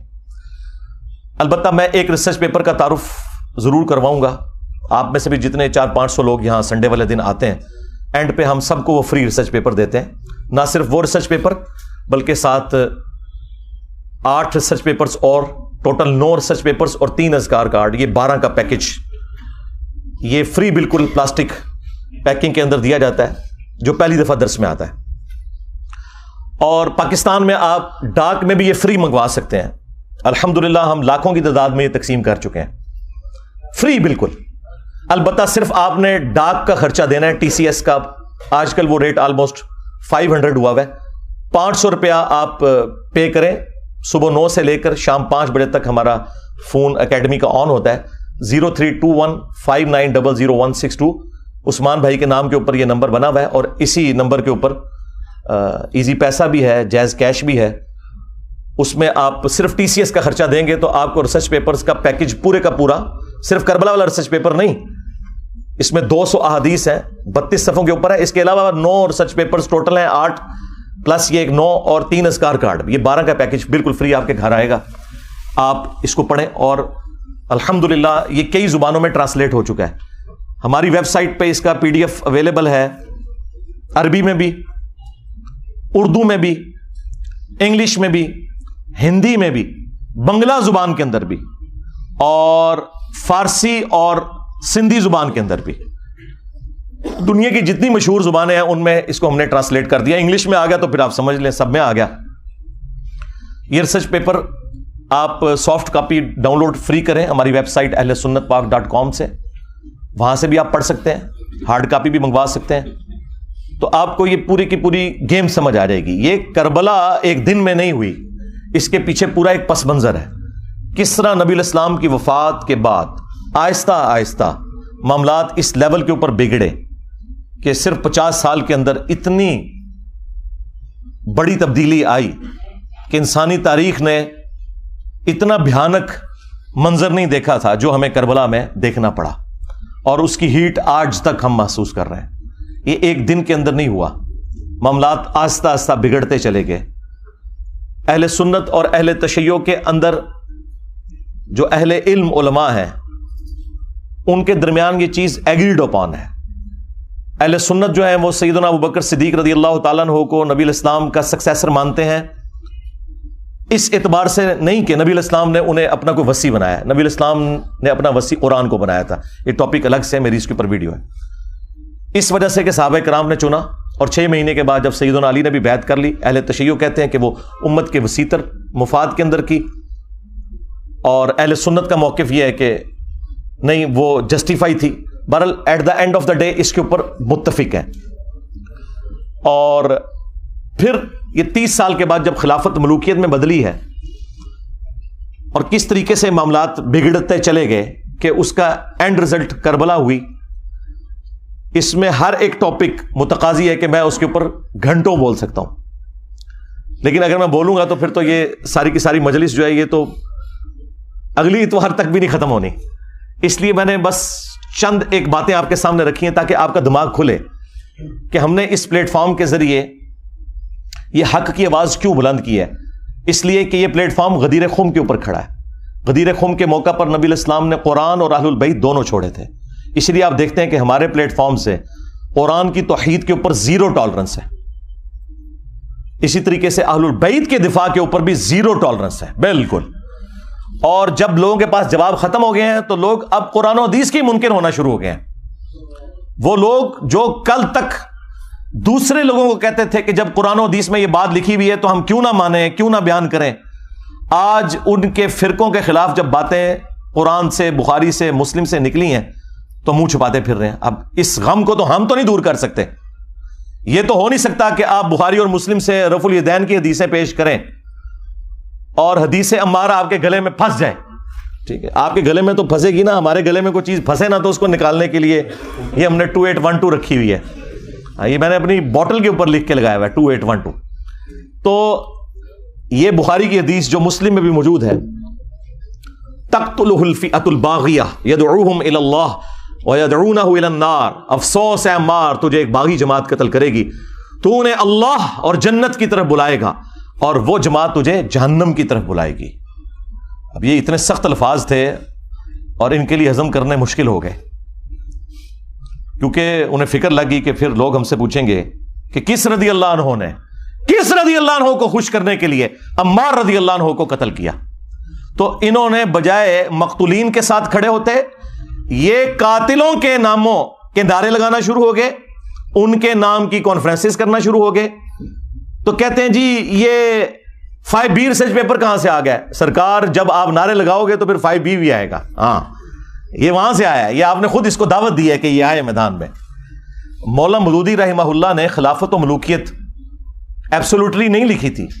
اس زمانے میں محمود احمد عباسی ایک ناصبی تھا جس نے خلافت معاویہ اور یزید کتاب لکھی، ایک جھوٹی کتاب حکمرانوں کی لکھوائی بھی تاریخ سے حوالے نقل کر کے، اور قرآن و حدیث کے خلاف وہ کتاب لکھی جس میں اس نے بنو امیہ کو اونچا کیا اور اہل البیت کو نیچے. تو اس کے جواب میں مولانا مودودی نے خلافت و ملوکیت لکھی تھی. وہ تو جواب دے رہے تھے. میں نے بھی 2009 کے اندر جب ڈاکٹر ذاکر نائک نے یزید کو رضی اللہ عنہ کہہ دیا، may Allah please with him. As far as your understanding about the wall of Karbala, you said that Yazid, may Allah be pleased with him, Yazid, may Allah be pleased with him, Yazid, may Allah be pleased with him, that he was ferocious and he was a villain, etc. There's difference of opinion. We're not here to discuss about history, and neither do I want to get a difference in the Muslim Ummah. What we say, there's a difference of opinion between the Sahabas. That is history. تو بجائے اس کے کہ اس کا رد ہوتا، چند ایک علماء نے کیا، لیکن اوورال ہنگامہ نہیں کھڑا کیا جس طرح میرے خلاف انہوں نے ہنگامہ کھڑا کیا ہوا ہے. ڈاکٹر ذاکر نائک کے اوپر کون سی ایف آئی آر کٹوائی ہے انہوں نے یزید کے مسئلے کے اوپر، اور میرے اوپر آئے دن یہ ایف آئی آر کٹواتے رہتے ہیں. اصل میں تو بنو امیہ کی محبت انہیں اس کے اوپر ابھارتی ہے نا، پیچھے تو مسئلہ وہی ہے. تو اور کبھی ٹرینڈ چلانے کی کوشش کرتے ہیں اور جھوٹے الزامات لگاتے ہیں. تو وہ ڈاکٹر ذاکر نائک نے جب 2009 میں یہ بات کی تو میں نے اس کے جواب میں ویڈیو ریکارڈ کروائی تھی، اور حسینیت اور یزیدیت کا تحقیقی جائزہ. اور پھر آہستہ آہستہ جب معاملات مزید بڑھنا شروع ہوئے تو پھر مجھ پہ بھی مزید حقائق کھلتے چلے گئے. میں ساتھ ساتھ لوگوں کو ایجوکیٹ کرتا رہا. الٹیمیٹلی میں نے یہ ریسرچ پیپر 5B لکھا، اور اس 5B ریسرچ پیپر میں سیدنا عمر فاروق رضی اللہ تعالیٰ عنہ کی شہادت سے لے کر سیدنا حسین ابن علی رضی اللہ تعالیٰ عنہ علیہ السلام کی شہادت تک پوری اسلامک ہسٹری حدیث سے ہے. 200 سے زیادہ حدیثیں ہیں، اکثر بخاری اور مسلم سے ہیں. اور جو بخاری اور مسلم کے علاوہ ہیں ان پہ دور حاضر کے بڑے بڑے محققین کی میں نے تحکیم لگائی ہے. شیخ البانی رحمہ اللہ کی، شیخ زبیل زئی رحمہ اللہ کی، شیخ شعیب ارناؤت کی، اور باقی بڑے بڑے محدثین کی تحکیم لگی ہے. اس 5B ریسرچ پیپر میں کوئی ایک حدیث بھی ایسی نہیں ہے کہ جس کے اوپر صحت کا حکم نہ لگا ہوا ہو. ہاں یہ ہو سکتا ہے کہ بعض محدثین کے نزدیک وہ روایت ضعیف ہو تو بعض دوسرے اسے صحیح سمجھتے ہوں. یہ نہیں ہو سکتا کہ سب کے نزدیک کوئی روایت کمزور تھی اور میں نے وہ نکال دی. اگرچہ میرے نزدیک کوئی روایت کمزور بھی تھی اور اگر اسے امام ترمذی نے، امام حاکم نے، امام ذہبی نے ٹھیک کہا ہوا تو میں نے لیا، کیونکہ وہ بڑے ائمہ ہیں. اور پھر ہمارے مخالفین وہ ہیں جو ہم سے زیادہ انہیں سمجھتے ہیں، بلکہ ہمیں تو وہ کچھ سمجھتے ہی نہیں ہیں. تو پھر ہم انہیں ان کے گھر کی خبر نہ دیں کہ تمہارے اپنے اصول کے اوپر تو یہ روایتیں درست تھی نا، انہیں مانو. کیونکہ جب ہم کوئی اپنی روایت پیش کرتے ہیں ان کتابوں سے تو تم ریجیکٹ کر دیتے ہو. بخاری مسلم تم ریجیکٹ نہیں کر سکتے تو اس کے لیے پھر تم باطل تعویلات تلاش کرنا شروع کر دیتے ہو، اور آئے دن کوئی نہ کوئی ہنگامہ کھڑا کرتے رہتے ہیں. تو میں وقتاً فوقتاً ان تمام ٹاپکس کو ایڈریس کرتا رہتا ہوں تاکہ لوگوں کو حق بات پتہ چل جائے. یہ اتنا معاملہ آسان نہیں ہے. اب یہ پورا ایک ٹاپک ہے کس طریقے سے یہ سارے کے سارے معاملات خلفائے راشدین کے بعد سیدنا علی کے دور میں جنگ جمل، صفین، نہروان، اور اس سے بھی پہلے حضرت عثمان کیوں شہید ہوئے. آپ کو تو کہانی کروائی نا انہوں نے کہ جی وہ عبداللہ ابن سبا نے یہ سارا معاملہ خراب کیا تھا. بالکل جھوٹ بولا. ایک شخصیت جو حضرت علی کے دور میں سامنے آیا، جسے حضرت علی نے خود قتل کروایا، اس کو پکڑ کے انہوں نے شہادت عثمان کے چکر میں ڈال دیا تاکہ بنو امیہ کو چھپا لیں کہ بنو امیہ کے گورنروں کی وجہ سے حضرت عثمان غنی رضی اللہ تعالیٰ عنہ کے خلاف ان کی رعایا ہو گئی تھی، اور الٹیمیٹلی اس کا انجام ان کی شہادت ہوا. اور یہ وہ باتیں ہیں جو بخاری مسلم میں لکھی ہوئی ہیں. میں نے اپنے ریسرچ پیپر میں ساری احادیث وہ جمع کی ہیں، تاریخی روایتیں نہیں، حدیث ہیں. اس کے اوپر پردہ ڈالنے کے لیے انہوں نے باقی معاملات جو ہے نا وہ نئے اجاگر کرنا شروع کر دیے. اللہ کے بندو، یہ تو اتنا خطرناک معاملہ تھا کہ یہ معاملہ اس لیول کے اوپر بگڑا ہے کہ صرف بخاری مسلم سے اگر حدیثیں میں آپ کے سامنے رکھوں تو آپ کانوں کو ہاتھ لگائیں گے. صحیح بخاری میں 4108 نمبر حدیث ہے، 4108. تحکیم کے بعد جب ایک معاہدہ فائنل ہونے جا رہا تھا اور نہیں ہو سکا سیدنا علی اور حضرت معاویہ کے درمیان، اس کے بعد جب حضرت معاویہ مدینہ شریف آئے تو انہوں نے وہاں ایک خطبہ دیا. بخاری کے الفاظ ہیں کہ حضرت حفصہ جو تھی، سیدہ حفصہ حضرت عمر کی بیٹی اور عبداللہ ابن عمر کی بہن اور ام المومنین بھی، انہوں نے اپنے بھائی عبداللہ بن عمر سے کہا کہ جاؤ، حضرت معاویہ آئے ہیں تو وہ خطبہ دے رہے ہیں، تمہاری غیر موجودگی کو کہیں فتنہ نہ شمار کر لیا جائے، تو تم جا کے ان کی تقریر سنو. کیونکہ اس وقت پولیٹیکل اختلافات تو چل رہے تھے. تو عبداللہ بن عمر پھر وہ مجبوراً چلے گئے، اور وہاں پہ حضرت معاویہ نے تقریر کرتے ہوئے کہا کہ تم میں جو اس امر خلافت کے اندر خواہش رکھتا ہے نا، وہ اپنا سینگ اٹھائے، میں اس کے باپ سے بھی زیادہ خلافت کا حقدار ہوں، نعوذ باللہ. اور یہ کنایا کیا انہوں نے حضرت عبداللہ بن عمر کی طرف. وہ اگلی جو اس روایت کا حصہ ہے بخاری کا وہ آپ کو کلیئر کر دے گا. اب یہ اتنا بڑا جملہ تھا. اب مجھے بتائیں کہ عبداللہ بن عمر کا باپ وہ ہے کہ جن کی وجہ سے رومن امپائر گری ہے اور شام مسلمانوں کے پاس آیا, اور اس شام میں بیٹھا ہوا ایک شخص امیر شام وہ اسی کے بیٹے کو کہہ رہا ہے کہ میں تجھ سے اور تیرے باپ سے زیادہ خلافت کا حقدار ہوں. یہ بخاری شریف ہے جی, یہ اصول الکافی شریف نہیں ہے, ہاں یہ مولانا شریف نہیں ہے, یہ بخاری شریف ہے. اب عبداللہ بن عمر کو غصہ تو آیا لیکن خاموش ہو گئے. اور وہ خاموش کیوں ہوئے؟ آج بھی لوگ کہتے ہیں نا کہ جی صدیوں سے لوگ کیوں نہیں بول رہے تھے, اس زمانے میں نہیں لوگ بول سکے. وہ ہمارے استاد مولانا اسحاق صاحب والی بات ہے کہ ماما روزانہ حسین نہیں جم دیا. ہاں, حسین ابن علی اور عبداللہ ابن عمر دونوں کی نیچرز میں فرق تھا. تو بعد میں ایک دوسرے صحابی کہتے ہیں عبداللہ بن عمر سے کہ آپ نے اسی وقت معاویہ کو جواب کیوں نہیں دیا جب وہ یہ کہہ رہا تھا کہ میں اس کے باپ سے بھی زیادہ خلافت کا حقدار ہوں. تو عبداللہ بن عمر نے کہا کہ میں نے ارادہ تو کیا کہ میں اپنی گوٹ کھولوں, یعنی وہ احتبا کر کے دونوں گھٹنوں کو یوں لے کے بیٹھے تھے, اور میں اسے اسی بھرے مجمع میں جواب دوں کہ تجھ سے زیادہ خلافت کا حقدار وہ ہے کہ جس نے تم سے اور تمہارے باپ سے جنگ کی تھی جب تم لوگ کافر تھے اور ہم لوگ مسلمان تھے. یعنی تم لوگ بعد میں مسلمان ہو کر طلقاء فتح مکہ کے موقع پر تم لوگوں نے معافی مانگ کے اسلام قبول کیا. تم لوگ آج آ کے عمر اور اس کے بیٹے کے بارے میں کہہ رہے ہو کہ ہم اس سے زیادہ خلافت کے حقدار ہیں. مجھے بتائیں, جو شخص یہ کہے کہ میں عمر سے زیادہ خلافت کا حقدار ہوں, اس نے علی کی خلافت کہاں سے ماننی تھی؟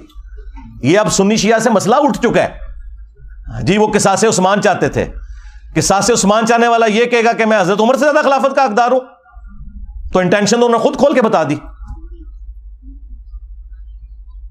اچھا, تو وہ عبداللہ بن عمر کہتے ہیں میں نے ارادہ تو کیا اپنی گوٹ کھولوں اور میں سے کہوں کہ تجھ سے زیادہ خلافت کا حقدار اور تیرے باپ سے زیادہ وہ ہے کہ جن لوگوں نے تمہیں مار مار کے اسلام میں داخل کیا ہے. یعنی تم لوگ کافر تھے اور ہم نے تم سے جنگیں لڑی ہیں. اور امام بخاری نے یہ حدیث غزوہ خندق کے چیپٹر میں ڈالی ہے یہ بتانے کے لیے کہ خندق کے موقع پر عبداللہ بن عمر اور حضرت عمر مسلمان تھے اور حضرت معاویہ اور ان کے والد کافر تھے. یہ اس میں سے انہوں نے رزلٹ نکالا ہے. اچھا, اب یہ بڑی حیران کن بات ہے, اسے آپ کرامت سمجھیں یا انٹینشنلی ایسا ہوا. یہ سیم الفاظ صحیح مسلم کے اندر موجود ہیں حضرت عمر کے بھی. ایک تو وہ بخاری میں حدیث ہے نا, جب آپ کو زخم لگے تو آپ نے 6 رکنی کمیٹی بنائی اور کہا کہ میں اپنے بعد اس امر خلافت میں ان 6 بندوں کے سوا کسی کو حقدار نہیں سمجھتا کہ رسول اللہ اپنی وفات تک ان سے راضی رہے. علی, عثمان, طلحہ, زبیر, عبد الرحمن بن عوف اور سعد بن ابی وقاص, ان میں سے کسی کو خلیفہ چن لینا میرے بعد. اور مسلم شریف میں الفاظ ہیں کہ آپ نے خواب دیکھا کہ ایک مرغے نے آپ کو ٹھونگ ماری ہے. اس کے بعد آپ نے جمعے والے دن خطبہ دیا اور اگلا جمعہ آپ کو نصیب نہیں ہوا. بدھ والے دن آپ کی شہادت ہو گئی اور کہا کہ میں نے خواب دیکھی ہے اور میں نے اس کی تعبیر یہی کی ہے کہ عنقریب مجھے قتل کر دیا جائے گا, اور اگر میں اچانک مارا جاؤں تو اپنی خلافت کو ان 6 بندوں سے باہر نہ جانے دینا کہ جن سے رسول اللہ اپنی وفات تک راضی رہے. اس کے آگے بڑے خطرناک الفاظ ہیں کہ تم دیکھو گے کہ ان 6 بندوں کی مخالفت وہ لوگ کریں گے کہ جن کو میں نے اپنے ہاتھوں سے اسلام کے لیے مارا ہوا ہے, اور اگر وہ مخالفت میں سامنے آ جائیں تو سمجھ لینا کہ یہ لوگ اللہ کے دشمن اور کافر ہیں. اتنے سخت الفاظ ہیں. ہاں جی, اب یہ آپ نے تلاش کرنا ہے یہ اللہ کے دشمن کن کو کہا انہوں نے کہ جن سے میں نے اسلام کے لیے خود جنگ کیا ہے. لوگ کہتے ہیں یہ رومنز اور پرشینز کا ذکر ہو رہا ہے, اور رومنز اور پرشینز کو صحابہ کرام نے اپنے مشورے میں شامل کرنا تھا کہ حضرت آپ بتائیں کہ ہم نے کس کو خلیفہ چننا ہے. اور دوسرا, رومنز اور پرشینز تو رہے کوئی نہیں تھے, وہ تو گر گئے تھے حضرت عمر کے دور میں. یہ آپ اپنے اندر رہنے والے لوگوں کی بات کر رہے تھے کہ یہ وہ لوگ ہیں جن کو ہم نے مار مار کے اسلام میں داخل کیا ہے, اور یہی مخالفت کریں گے ان 6 بندوں کی. خیر, اس کی ایکسپلینیشن میں علماء پہ چھوڑ دیتا ہوں. میں نے کوئی تشریح کی تو وہ کہیں گے کہ ایت وچ نہیں سی لکھیا, تون بچو کڈ کے لکھے ایت وچ تے ٹائم قیامت تک کڈ کے دس. اچھا, مزے کی بات بتاؤں, یہ مسلم شریف کی حدیث جو ہے نا, یہ سیم حدیث سنن کبریٰ البیہقی کے اندر اسی سند کے اوپر ہے 100%, یہ مرغے کی ٹھونگ مارنے والی. اور اس کے اینڈ پہ لکھا ہے کہ سیدنا عمر 26 ذوالحجہ کو شہید ہوئے. مسلم شریف کی سند کے اوپر مسلم والی حدیث جو سنن کبریٰ البیہقی میں تھی, اس میں اینڈ پہ الفاظ یہ ہیں, باقی ساری حدیث سیم ہے کہ 26 ذوالحجہ کو شہادت ہوئی بدھ والے دن حضرت عمر فاروق رضی اللہ تعالیٰ عنہ کی، تو سرکار یکم محرم کہاں سے نکال لیا؟ مسلم شریف میں 26 ذوالحجہ ہے، ظاہر سند وہی ہے۔ چلیں تاریخ کی بھی کتابیں اٹھائیں تو جتنی صحابہ کرام کے حالات زندگی پہ کتابیں ہیں نا، وہ 3 بڑی بڑی کتابیں ہیں۔ الاستیاب امام ابن عبد البر کی کتاب، اس کے بعد اسد الغابہ ابن اثیر کی کتاب، اور اس کی شرح الاصابہ 8000 صحابہ کے حالات زندگی ابن حجر اسقلانی کی۔ یہ 3 مین کتابیں ہیں، تینوں میں 26 ذوالحجہ لکھا ہے۔ باقی اقوال لکھ کے انہوں نے کہا یہ ثابت نہیں ہے، یکم محرم کا تو قول لکھا ہی نہیں ہوا۔ ایک جگہ ہے کہ جب دفنا چکے تھے تو محرم کا چاند نکلا، وہاں پہ بھی یکم محرم شہادت نہیں ہے۔ حضرت عثمان کی بھی بیعت پہلے ہو چکی تھی، اتنا بڑا جھوٹ بولا۔ ادھر غدیر خم کی ڈیٹ انہوں نے 18 ذوالحجہ کو حضرت عثمان کی شہادت کے ساتھ جوڑ دیا، حالانکہ حضرت عثمان غنی رضی اللہ تعالیٰ عنہ کی شہادت 18 ذوالحجہ کو ہوئی نہیں ہے۔ ان ساری کتابوں میں آپ نکال کے دیکھیں تو آپ کو 18 ذوالحجہ کی ڈیٹ نہیں ملے گی، 12 ذوالحجہ کی ملے گی۔ ہر معاملے میں جہاں جہاں مولوی گھس سکتا تھا نا، اس نے گھسنے کی کوشش کی ہے، اور میں نے الحمدللہ مسلم شریف سے مولانا شریف کو باہر نکالا ہے۔ جیسے وہ جب تک آپ کتے کو باہر نہیں نہ نکالتے کنویں سے تو ڈول نکالنے سے وہ پاک نہیں ہوتا، تو یہ مسلم شریف میں الفاظ تھے کہ حضرت عمر نے کہا یہ 6 بندے ایسے ہیں کہ ان کی مخالفت وہ لوگ کریں گے جن کو میں نے اسلام کی خاطر مارا ہوا ہے۔ سیم الفاظ وہی حضرت عبداللہ بن عمر نے ریپیٹ کیے۔ حدیث ختم نہیں ہوئی بخاری کی، آگے الفاظ ہیں کہ عبداللہ بن عمر کہتے ہیں کہ میں نے ارادہ تو کیا تھا یہ ساری باتیں کروں، تو پھر مجھے جنت کی نعمتیں یاد آ گئیں اور میں نے انہی پر اکتفا کر لیا، اور پھر میں خون ریزی اور فتنے کے ڈر سے خاموش ہو کر اپنے معاملات کو میں نے اسی کے اوپر اکتفا کر لیا۔ وہ حدیث کا راوی کہتا ہے کہ عبداللہ بن عمر نے خاموش ہو کر اپنی جان بھی بچا لی اور اپنی عزت بھی بچا لی۔ ایک ماموں نے دوسرے ماموں سے اپنی جان اور عزت بچائی۔ ابھی عبداللہ بن عمر بھی تو ماموں ہے نا، جب انہوں نے رشتے اس طرح کے نکالے ہوئے ہیں تو عبداللہ بن عمر ماموں نہیں ہے، وہ خال المومنین نہیں ہے۔ تو وہ کہتے ہیں کہ عبداللہ بن عمر نے اپنی جان بھی بچا لی اور عزت بھی بچا لی، یعنی اس وقت کیسی کیٹاسٹرافک کنڈیشن تھی کہ لوگوں کو اپنی جان سے بھی ہاتھ دھونا پڑتا تھا۔ تو سرکار لوگ کہتے ہیں کہ بھی سارے حسین ابن علی کی طرح کیوں نہیں اکٹھے ہو گئے، اپنے بال بچوں کے ساتھ کیوں نہیں سامنے آ گئے؟ ایسا ہو نہیں سکتا میرے بھائی۔ یہ تو جن کا یعنی گھرانہ اتنا عالی ہے کہ جنہیں یہ پتا ہے کہ ہمارا کسی چیز کو ایکسیپٹ کرنا، اس کو دین کا حصہ بنا دینا ہے، انہوں نے ہی سامنے آنا تھا نا، باقی لوگوں نے کہاں سے آنا تھا؟ پھر سورہ مریم میں جو آیت ہے، اللہ تعالیٰ نے انبیاء کرام علیہم السلام کا ذکر کر کے فرمایا کہ جب انبیاء کرام دنیا سے چلے جاتے تھے نا، فَخَلَفَ مِن بَعْدِهِمْ خَلْفٌ، تو ان کے جانے کے بعد ایسے ناخلف لوگ جانشین ہوتے تھے، اضاعوا الصلاۃ، جو نمازوں کو ضائع کرتے تھے، واتبعوا الشہوات، اور وہ شہوات کی پیروی کرتے تھے، فسوف یلقون غیا، ان قریب یہ اپنے انجام کو پہنچ جائیں گے۔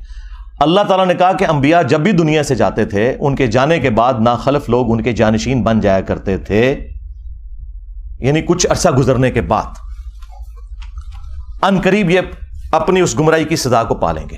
یہ جو سورہ مریم کی آیت ہے نا، یہ سیم فٹنگ ہوئی نبی الاسلام کے کیس میں بھی، اور اس کی ایکسپلینیشن میں وہ صحیح مسلم کی مشہور حدیث ہے جو آپ کو سمجھ نہیں آ سکتی تھی جب تک آپ کو کربلا سمجھ نہ آئے، کہ نبی الاسلام نے فرمایا کہ جب کبھی بھی اللہ نے کسی پیغمبر کو مجھ سے پہلے بھیجا نا، تو اس کے جانثار ساتھی حواری ہوا کرتے تھے، وہ حواری بڑے پیشن کے ساتھ اس کی دعوت کو آگے لے کے چلتے تھے، اور جب وہ مخلص لوگ رخصت ہو جاتے تھے نا، تو پھر ایسے ناخلف لوگ اس مسند پہ آگے بیٹھ جاتے تھے جو زبان سے وہ کہتے تھے جو کرتے نہیں تھے، اور جس کے کرنے کا حکم دیا گیا ہوتا تھا اس کی مخالفت کرتے تھے، الٹ چلتے تھے۔ ایسے لوگوں کے خلاف جو اپنے ہاتھ سے جہاد کرے وہ مؤمن ہے۔ کون؟ حسین ابن علی۔ جو اپنی زبان سے جہاد کرے وہ بھی مؤمن ہے، اور جو اپنے دل میں جہاد کرے، یعنی اگر کمزور ہے دل میں ہی برا مانے، سامنے نہ آئے، عبداللہ بن عمر، عبداللہ ابن عباس، عبداللہ ابن زبیر، اس جیسے لوگ، وہ بھی مومن ہے، لیکن ظاہر ہے کہ یہ اس لیول کے نہیں۔ اور فرمایا اس کے بعد رائی کے دانے کے برابر بھی ایمان نہیں ہے اگر کوئی دل میں بھی برا نہیں سمجھتا۔ یہ جو حدیث ہے کہ تمام انبیاء کے ساتھ ایسا ہوا ہے، تو دیکھ لیں سیدنا حسین ابن علی ہی سامنے آ کے کھڑے ہوئے، صحیح بخاری میں ایک اور حدیث ہے 4827. اس حدیث کے کئی ایک طرق ہیں باقی کتابوں میں، المستدرک للحاکم کے اندر، سنن نسائی الکبریٰ کے اندر، اور اللہ بھلا کرے امام ابن کثیر نے تفسیر ابن کثیر میں سورۃ الاحقاف کی آیت نمبر 17 کے کانٹیکسٹ میں وہ سارے طرق ایک جگہ جمع کر دی ہیں. تفسیر ابن کثیر کے اوپر تو کسی کو اختلاف ہو ہی نہیں سکتا تھا، اور بخاری کی حدیث 4827 وہ بھی لی اور باقی اس کے طرق بھی ایک جگہ جمع کیے. اس سے آپ کو پورے سینیریو کا اندازہ ہو جائے گا. مروان بن حکم جب مدینے کا گورنر بنا تو بخاری کے الفاظ ہیں کہ اس نے ایک دن خطبے میں یزید ابن معاویہ کا ذکر کرنا شروع کیا اور کہا کہ اللہ تعالیٰ نے امیر المومنین حضرت معاویہ کو یہ بات سجھائی ہے، وہ امت کے وسیع تر مفاد کے اندر اپنے بعد یزید ابن معاویہ کو خلیفہ بنانا چاہتے ہیں. یعنی ابھی حضرت معاویہ زندہ ہیں اور بیعت لے رہے ہیں اپنے بیٹے کے لیے. اب بخاری میں بس اتنے الفاظ ہیں کہ جب اس نے یہ بات کی نا تو عبد الرحمن بن ابی بکر کھڑے ہوئے اور انہوں نے کچھ کہا. امام بخاری نے اپنی شرافت کی وجہ سے وہ الفاظ نقل نہیں کیے، لیکن وہ الفاظ کہیں گئے نہیں ہیں، وہ حاکم کے اندر، سنن نسائی الکبریٰ میں، اور اللہ بھلا کرے تفسیر ابن کثیر میں انہوں نے سارے طرق المعجم الکبیر طبرانی سے بھی جمع کر دیے. بخاری میں الفاظ ہیں کچھ کہا تو مروان نے کہا پکڑو اس کو، عبد الرحمن بن ابی بکر کو. تو وہ بھاگ کر حضرت عائشہ کے حجرے میں چھپ گئے. مسجد نبوی کے ساتھ ہی تھا حجرہ عائشہ، اور یہ حضرت عائشہ کے بھائی بھی لگتے تھے، اور جو ہمارے سب کانٹیننٹ میں کہا جاتا ہے نا سگے بھائی، کہ ماں اور باپ دونوں ایک. عرب میں تو باپ ایک ہونا تو سگا ہو جاتا ہے. یہ عبد الرحمن بن ابی بکر وہ ہیں کہ جو والدہ ہیں ان کی اور والد دونوں وہی ہیں جو سیدہ عائشہ کے والدین ہیں. اب اس کو غصہ تو تھا لیکن اندر تو نہیں جا سکتا تھا، تو باہر سے اس نے کہا کہ ابو بکر کے بیٹے تیرے بارے میں ہی قرآن میں آیت نازل ہوئی ہے نا. وہ ایک کافر والی آیت لگا دی پکڑ کے. توبہ توبہ، یہ ہیں آل امیہ کی چاکری کرنے والے لوگ، کہ تیرے بارے میں آیت نازل ہوئی تھی نا کہ یہ کہتا ہے کہ اپنے ماں باپ کو کہتا ہے کہ تم لوگ جو مجھے یہ کہتے ہو کہ مرنے کے بعد دوبارہ زندہ کیا جاؤں گا، تو یہ اگلے لوگوں کی کہانی ہے. یہ قرآن کو جو اگلے لوگوں کی کہانیاں کہتا تھا نا ابو بکر کے بیٹے تو ہے وہ. اب حضرت عائشہ کو بڑا غصہ آیا، انہوں نے اندر سے جواب دیا اس کو خاموش ہو جا، آل ابی بکر کے بارے میں کوئی اور آیات نازل نہیں ہوئی جو میری برات میں نازل ہوئی تھی سورہ نور کی. اور بخاری کی حدیث یہاں پہ ختم ہے، لیکن جو باقی روایتیں ہیں ان میں فلنگ دی بلینکس بھی ہیں. ایک تو یہ کہ وہ عبد الرحمن بن ابی بکر نے کیا بات کی تھی کہ جو امام بخاری نے کہا کہ کچھ کہا تو اس نے کہا پکڑو اس کو. ظاہر ہے کو چوبے والی گل کی تھی ہے نا. ہاں انہیں کیا سی کہ سیدھی طرح کہہ کہ تیرا امیر المومنین کیسر و کسرا کے طریقے پہ چلنا چاہتا ہے، ابو بکر اور عمر کے طریقے پر نہیں. کیونکہ اس نے یہ کہا تھا کہ بھئی ابو بکر نے بھی تو عمر کو اپنے بعد خلافت کے منصب پر چھوڑا تھا نا، تو ہمارے امیر المومنین بھی چاہتے ہیں کہ یزید کو چھوڑ دیں. بھئی یزید تو ان کا بیٹا ہے، اور حضرت ابو بکر کا بیٹا تو عبد الرحمن بن ابی بکر سامنے بیٹھا تھا، اس کو تو نہیں بنایا تھا. تو اس کو تو غصہ آنا تھا کہ میں تو کوئی خلیفہ نہیں ہوں، اور تم مثال کون سی دے رہا ہے، کدھر سے جوڑ کے کون سی بات فٹ کر رہا ہے. تو ان کا سیدھی طرح کیا کیسر و کسرا کے طریقے پہ چل رہے ہو. رومنز اور پرشینز وہ بادشاہ اپنے بیٹوں کو نامزد کیے کرتے تھے. اب یہ بات اس کو لگ گئی، ان کا پکڑو انہوں. اور وہاں پہ تو ہے نا کہ حضرت عائشہ نے کہا خاموش ہو جا، آل ابی بکر کے بارے میں تو سورہ نور نازل ہوئی ہے. باقی کتابوں میں حافظ ابن کثیر نے نقل کیا کہ پھر حضرت عائشہ نے اس کو پھر ایک پھکی پھکا دیا اور کہا مروان تیرے بارے میں اللہ کے نبی علیہ السلام نے فرمایا تھا جب تو اپنے باپ کی پشت میں تھا کہ حکم پر لعنت، اس کی اولاد پر لعنت، تو اسی لعنت کا ٹکڑا ہے. اور نظر آ گیا. اس سے آپ کو یہ سارے کے سارے معاملات کلیئر ہو جائیں گے. یعنی یہ سٹیپ وائز چیزیں چلی ہیں، اور یہ میں تو آپ کو بخاری شریف بیان کر رہا ہوں، ٹھیک ہے، مسلم شریف بیان کر رہا ہوں. معاملات کس لیول تک بگڑے ہیں. مسلم شریف میں حدیث ہے 4776، عبداللہ بن عمر بن عاص خانہ کعبے کے سائے میں بیٹھے میں اور لوگوں کو حدیث سنا رہے ہیں کہ اپنے امیر کی اطاعت کرو. اطاعت امیر کے اوپر حدیثیں سنا رہے ہیں. ایک تابعی عبد الرحمن بن عبد رب کعبہ کعبے کے سین میں داخل ہوتا ہے، اور وہ جب ان کی گفتگو سنتا ہے تو کہتا ہے کہ حضرت یہ حدیث آپ نے خود نبی علیہ السلام سے سنی تھی کہ حکمرانوں کی اطاعت کرنی ہے. ان کا ہاں میرے کانوں نے سنا، میری آنکھوں نے نبی علیہ السلام کو دیکھا، میرے دل نے آپ کی بات یاد کی. آگے تو اس نے ایسی بات کر دی کہ وہ ایکسپیکٹ نہیں کر رہے تھے. انہوں نے کہا آپ تو ہمیں کہہ رہے ہیں کہ امیر کی اطاعت کرو، اور آپ کے چچا کا لڑکا معاویہ ابن ابی سفیان جو ہمارا حکمران ہے وہ تو ہمیں حکم دیتا ہے کہ ہم لوگوں کو ناحق قتل کریں اور حرام طریقے سے ان کا مال ہڑپ کریں، جبکہ قرآن میں اللہ تعالیٰ فرماتا ہے سورہ النساء کی آیت نمبر 29 تابعی نے کوٹ کر دی کہ ایک دوسرے کا مال ناحق طریقے سے ہڑپ مت کرو اور ایک دوسرے کو قتل نہ کرو. اب آپ ہمیں بتائیں کہ ہم اللہ کی بات مانیں یا اپنے حکمران کی بات مانیں، معاویہ بن ابی سفیان کی. اب عبداللہ بن عمرو بن عاص تھوڑی دیر کے لیے خاموش ہو گئے، پھر انہوں نے سر اٹھا کر کہا کہ آندھا سے انجینئر کو نہیں دیکھنا. یہ نہیں کہا، میں جوک کے طور پہ کہہ رہا ہوں. انہوں نے کہا کہ معاویہ کی اطاعت کرو ان کاموں میں جس میں تمہیں اللہ کے مطابق چلائے، اور جس میں وہ اللہ کی نافرمانی کا تمہیں کہے تم اس کی نافرمانی کرو. یہی ایٹیچیوڈ ہونا چاہیے. یعنی یہ آپ کو دور حکومت کے اندر جو ایک معاملات ہے نا وہ بھی اندازہ ہونا شروع ہو گیا کہ کس لیول کے اوپر معاملات بگڑ چکے ہوئے تھے. پھر صلح حسن کے حوالے سے بھی باتیں کرتے ہیں، وہ بھی آپ میرے اس میں ہی پڑھ لیجئے گا، میری ویڈیوز بھی ریکارڈ ہیں. کربلا کے بعد کون سی صلح حسن رہ گئی؟ حسن ابن علی نے اس لیے صلح کی تھی کہ آپ انہیں زہر دے دیتے.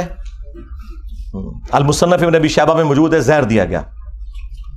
اور ابو داؤد میں تو اتنی رکت انگیز حدیث ہے کہ پھر دربار شام میں اس چیز کی خوشی منائی گئی. ہاں ظاہر ہے جب آپ غم نہ کریں تو اسے خوشی منانا ہی کہا جائے گا نا. الٹا کوئی غم کی بات کر رہا ہے آپ اسے ٹوک دیں. مقدام بن مادی کر بیٹھے ہوئے ہیں، یہ حدیث مسند احمد میں بھی ہے اور سنن ابی داؤد میں بھی. شیخ زبیلی زئی اور شیخ ناصر الدین البانی دونوں نے اس حدیث کو ٹھیک کہا ہے. مقدام بن مادی کر بیٹھے ہوئے ہیں امیر شام کے دربار میں، اور اتنے میں خبر پہنچتی ہے کہ حسن ابن علی شہید ہو گئے. تو مقدام بن مادی کر پڑھتے ہیں انا للہ و انا الیہ راجعون. ظاہر ہے عام مسلمان کی موت پہ بھی آپ نے یہی پڑھنا ہے. تو اب امام داؤد نے کہا کہ قال رجل، ایک مرد نے کہا. وہ کس مرد نے کہا؟ وہ مسند احمد میں ہے. قال معاویہ، معاویہ نے کہا. تم حسن کے مرنے کو مصیبت سمجھتے ہو؟ اللہ اکبر. جب شاہ صاحب یہ بات کر رہے ہو تو شاہ کے وفادار تو ایک ہاتھ آگے جائیں گے. وہاں ایک چمچا بیٹھا تھا امیر شام کا، اس نے کہا حسن تو ایک آگ کا انگارہ تھا جسے اللہ نے بجھا دیا. نعوذ باللہ. اس جملے کا مطلب آپ سمجھتے ہیں کیا ہے؟ یعنی حسن کے ساتھ ظاہر ہے یہ ایک پیس ٹریٹی اور صلح حسن ہوئی ہوئی تھی، کچھ شرائط تھیں، تو آگ کا انگارہ اس لیے تھا کہ کسی بھی وقت ان شرائط کے ٹوٹنے کے اوپر حسن قیام کر سکتے ہیں، جو ان سے ہم نے وعدہ خلافیاں بھی کی ہیں اتنی زیادہ، سوائے ایک خمس ملتا تھا، باقی تو کوئی بھی شرط پہ عمل نہیں ہوا. تو حسن آگ کا ایک انگارہ تھا جسے اللہ نے بجھا دیا. اب یہ بات حضرت مقدام بن مادی کرب نے جب سنی تو انہیں تو لگ گئی آگ. انہوں نے کہا کہ معاویہ تم نے مجھ سے ایسی بات کی ہے جس سے مجھے تکلیف ہوئی ہے. اللہ کی قسم میں اس وقت تک یہاں سے نہیں اٹھوں گا جب تک تمہیں بھی اسی طرح تکلیف نہ دوں. اور معاویہ اگر میں سچ بولوں تو میری تصدیق کرنا، اور اگر جھوٹ بولوں تو کہہ دینا کہ میں جھوٹ بول رہا ہوں. پھر انہوں نے کہا کہ اے معاویہ کیا اللہ کے نبی علیہ السلام نے یہ نہیں فرمایا تھا کہ چیتوں اور درندوں کی کھالیں ان کو پہننے ان کو اوڑھنے سے کیا اللہ کے نبی علیہ السلام نے منع نہیں فرمایا تھا؟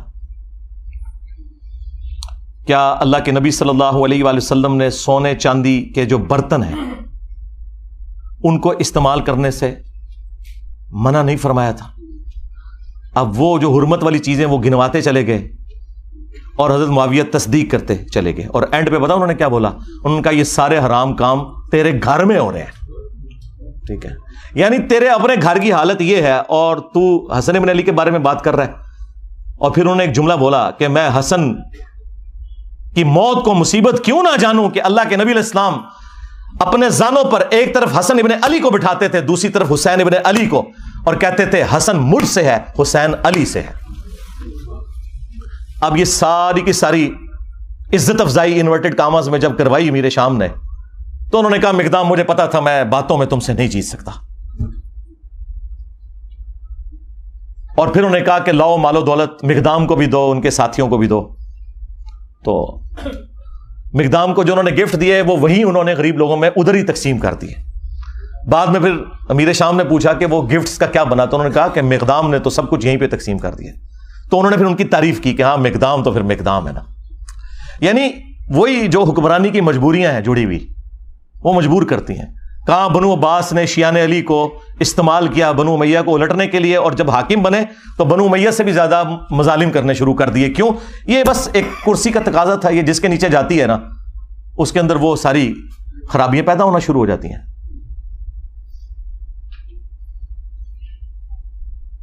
اور ادھر مجھے کرٹیکل ایک بات یاد آ گئی. اکثر آپ لوگ سنتے ہوں گے کہ جی وہ انجینئر صاحب خواہ مخواہ الزامات لگاتے ہیں کہ بنو امیہ کے ممبروں سے سب و شتم ہوتا تھا. میں نے تو کافی ان کو روایتیں دکھائی ہیں, اس میں بھی کافی ساری, میری ویڈیو بھی ریکارڈ ہے. ایک مسلم کی حدیث جو بخاری میں بھی موجود ہے, وہ سارے کے سارے پول کو کھول دیتی ہے ان کی. اس کا کچھ حصہ بخاری کے اندر ہے اور تفصیل اس کی مسلم کے اندر موجود ہے.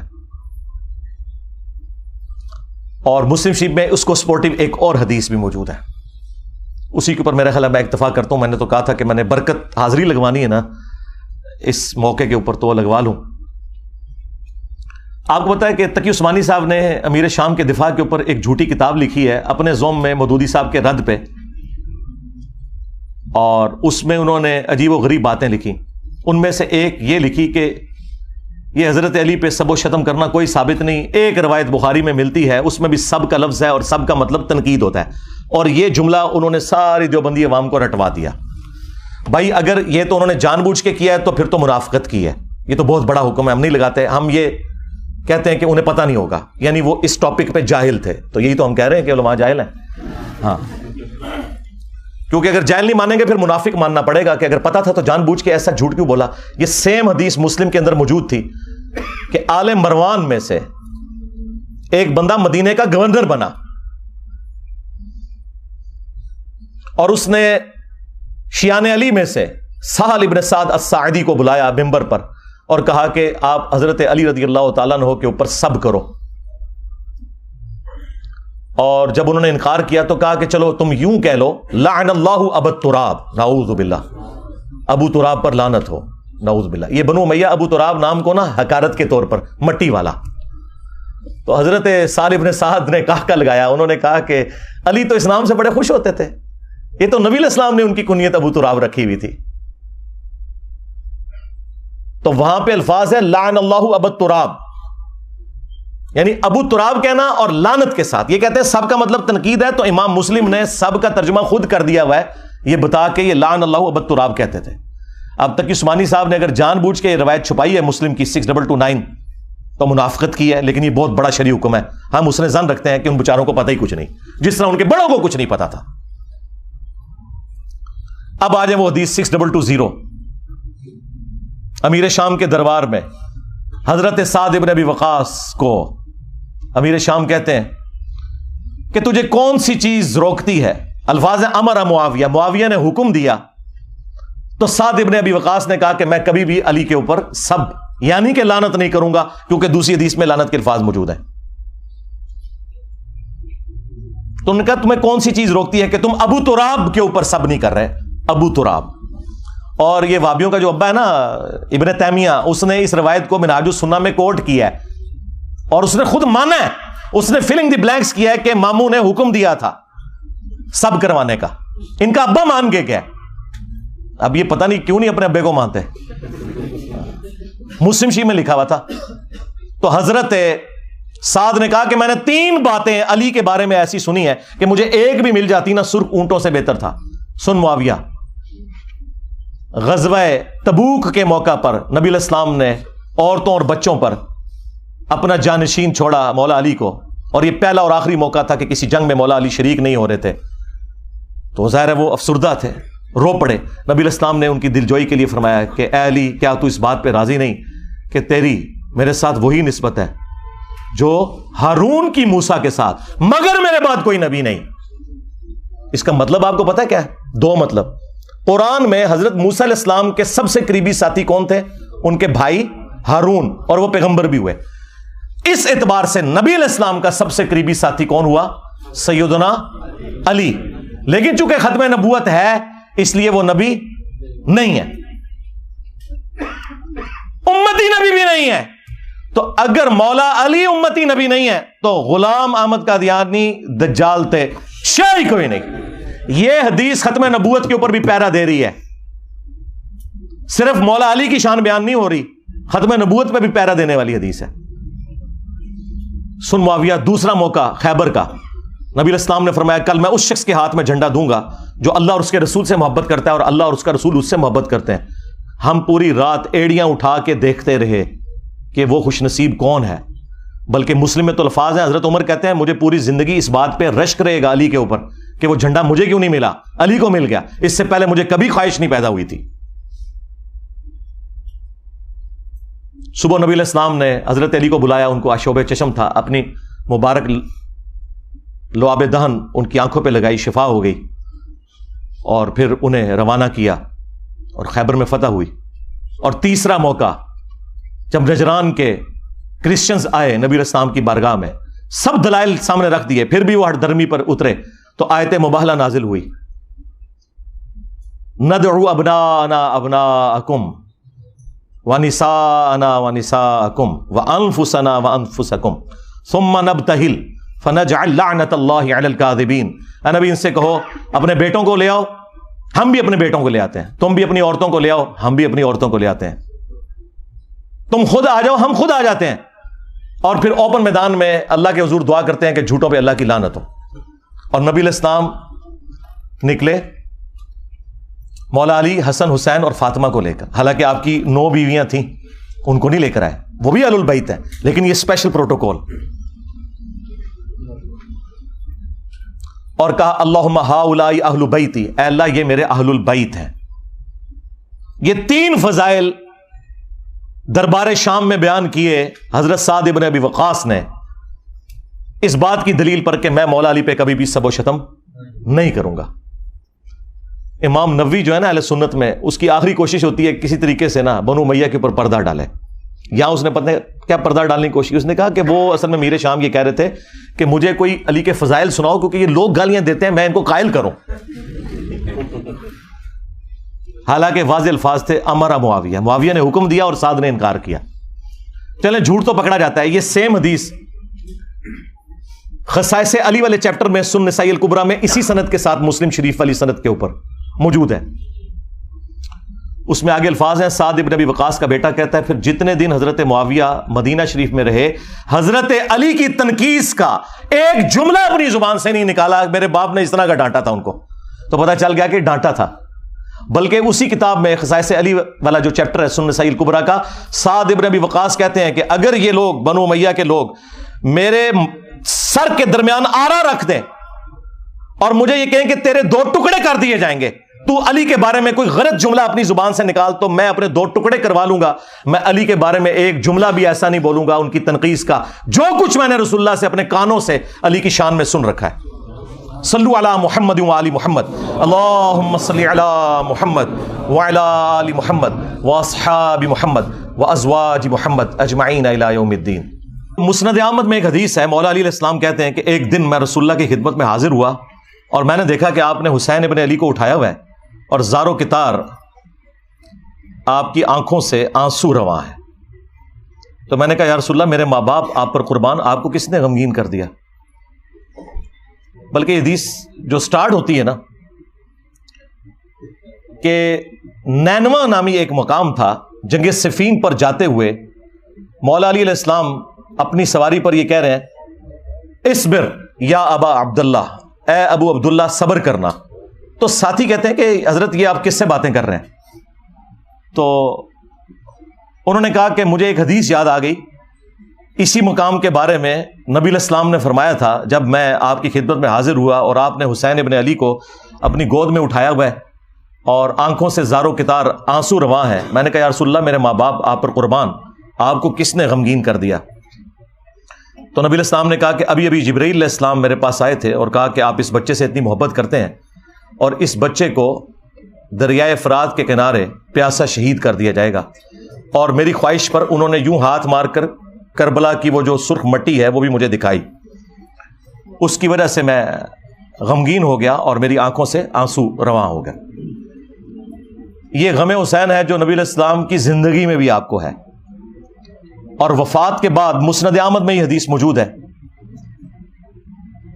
ابن عباس کہتے ہیں کہ ایک دوپہر کو میں نے نبی علیہ السلام کو خواب میں دیکھا، پرانگدہ حالت ہے، بال بکھرے ہوئے ہیں، ہاتھ میں خون کی ایک شیشی اٹھائی ہوئی ہے، اور میں نے کہا یا رسول اللہ میرے ماں باپ آپ پر قربان، آپ کی حالت کس نے کر دی؟ آپ نے فرمایا کہ میں صبح سے حسین اور اس کے ساتھیوں کا خون جمع کر رہا ہوں، یعنی ایک تمثیل کے طور پر دکھایا گیا نبی علیہ السلام کو خواب میں۔ وہ کہتے ہیں میں گھبرا کر اٹھا اور میں نے وہ دن اور تاریخ نوٹ کر لی، اور بعد میں چونکہ اس زمانے میں تو کمیونیکیشن اتنی فاسٹ نہیں تھی، پتہ چلا کہ اسی دن یعنی 10 محرم کو عاشورہ کے دن 61 ہجری کے اندر حسین ابن علی کو اور ان کے ساتھیوں کو شہید کیا گیا کربلا کے اندر۔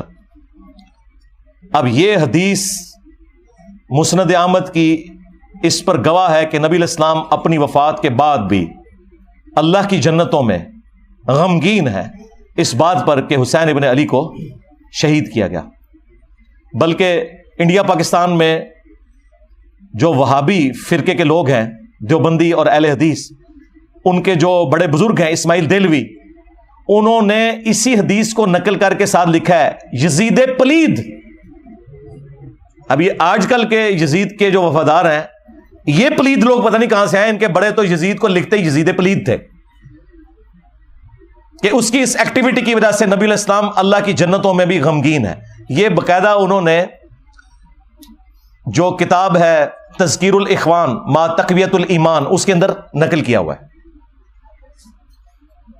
یزید پلید لکھا ساتھ، اور یہ حدیث کوٹ کی۔ تو غم حسین تو جاری ہے۔ صحیح بخاری میں حدیث ہے، یہ ترمذی میں بھی موجود ہے، کہ حسین ابن علی کا سر کاٹ کر عبید اللہ ابن زیاد کے سامنے لا کر رکھا گیا، اور اس میں امام بخاری نے لکھا ہے برأس الحسین علیہ السلام، حسین علیہ السلام کا سر۔ امام بخاری نے حسین کے ساتھ علیہ السلام لکھا ہے، مولوی نے نا اردو ترجمے میں نا رضی اللہ عنہ کر دیا۔ اسلام 360 میں بھی عربی میں لکھا ہے علیہ السلام، اردو ترجمے میں رضی اللہ عنہ۔ کتنی دو نمبری کرتا ہے مولوی۔ تو عبید اللہ ابن زیاد ان کے حسن میں کوئی کلام کرنا شروع ہو گیا، اور چھڑی سے بجائے یہ کہ اس سر مبارک کو چومتا، کوئی کلام کیا، تو انس ابن مالک پاس کھڑے تھے، تو انہوں نے زبان سے کلمہ حق بلند کیا اور کہا کہ حسین ابن علی رسول اللہ کے سب سے زیادہ ہم شکل تھے۔ اور حدیث کے الفاظ ہیں کہ اس وقت حسین ابن علی کے سر اور داڑھی میں وسمے کی بوٹی سے رنگا ہوا تھا، یعنی کالا کیا ہوا تھا انہوں نے سر اور داڑھی کے بالوں کو۔ اچھا، اس حدیث کی شرح پتہ کیا لکھی ہے اہل حدیثوں نے؟ وسما اس بوٹی کو کہتے ہیں جو بالوں کو کالا کرنے کے لیے استعمال ہوتی ہے۔ یہ حدیث کی شرح ہوئی ہے، اور جو اتنا بڑا واقعہ کہ حسین ابن علی کو شہید کر دیا گیا، ان کا سر کاٹ کے پیش کیا گیا گورنر یزید عبید اللہ ابن زیاد کے سامنے، وہ ان اٹینڈڈ چھوڑ دیا، یعنی اونٹ نکل لیتے ہیں، یہ مچھر چھانتے پھرتے ہیں۔ ہمیں تو قرآن میں اللہ تعالیٰ نے حکم دیا تھا قُلْ لَا أَسْأَلُكُمْ عَلَيْهِ أَجْرًا إِلَّا الْمَوَدَّةَ فِي الْقُرْبَةِ، اے نبی ان سے فرماؤ کہ میں اس دعوت و تبلیغ کے بدلے میں تم سے کچھ نہیں ڈیمانڈ کرتا، ہاں جو میری قرابت داری ہے اس کا تو لحاظ رکھو۔ اچھا، اس آیت کی شرح دو طریقے سے ہوئی ہے۔ ابن عباس اس کی شرح یوں کرتے ہیں کہ نبی علیہ السلام، جو بخاری میں موجود ہے، کہ نبی صلی اللہ علیہ وآلہ وسلم کے جو رشتہ دار تھے، جو دوسرے قبیلے کے لوگ تھے، انہیں اس حوالے سے کہا گیا کہ تم اپنی قرابت داری کا تو لحاظ رکھو، تم تو اتنے مہمان نواز ہو، تو یہ تو تمہارے اپنے قبیلے سے ہیں۔ اور ایک تشریح اس کی یہ کی گئی کہ نبی علیہ السلام کی دعوت و تبلیغ کے عوض ان کے اہل البیت کے ساتھ مودت رکھی جائے۔ یہ عبداللہ ابن عباس کے شاگرد نے اس کی تشریح کی۔ ہمارے نزدیک یہ دونوں درست ہیں۔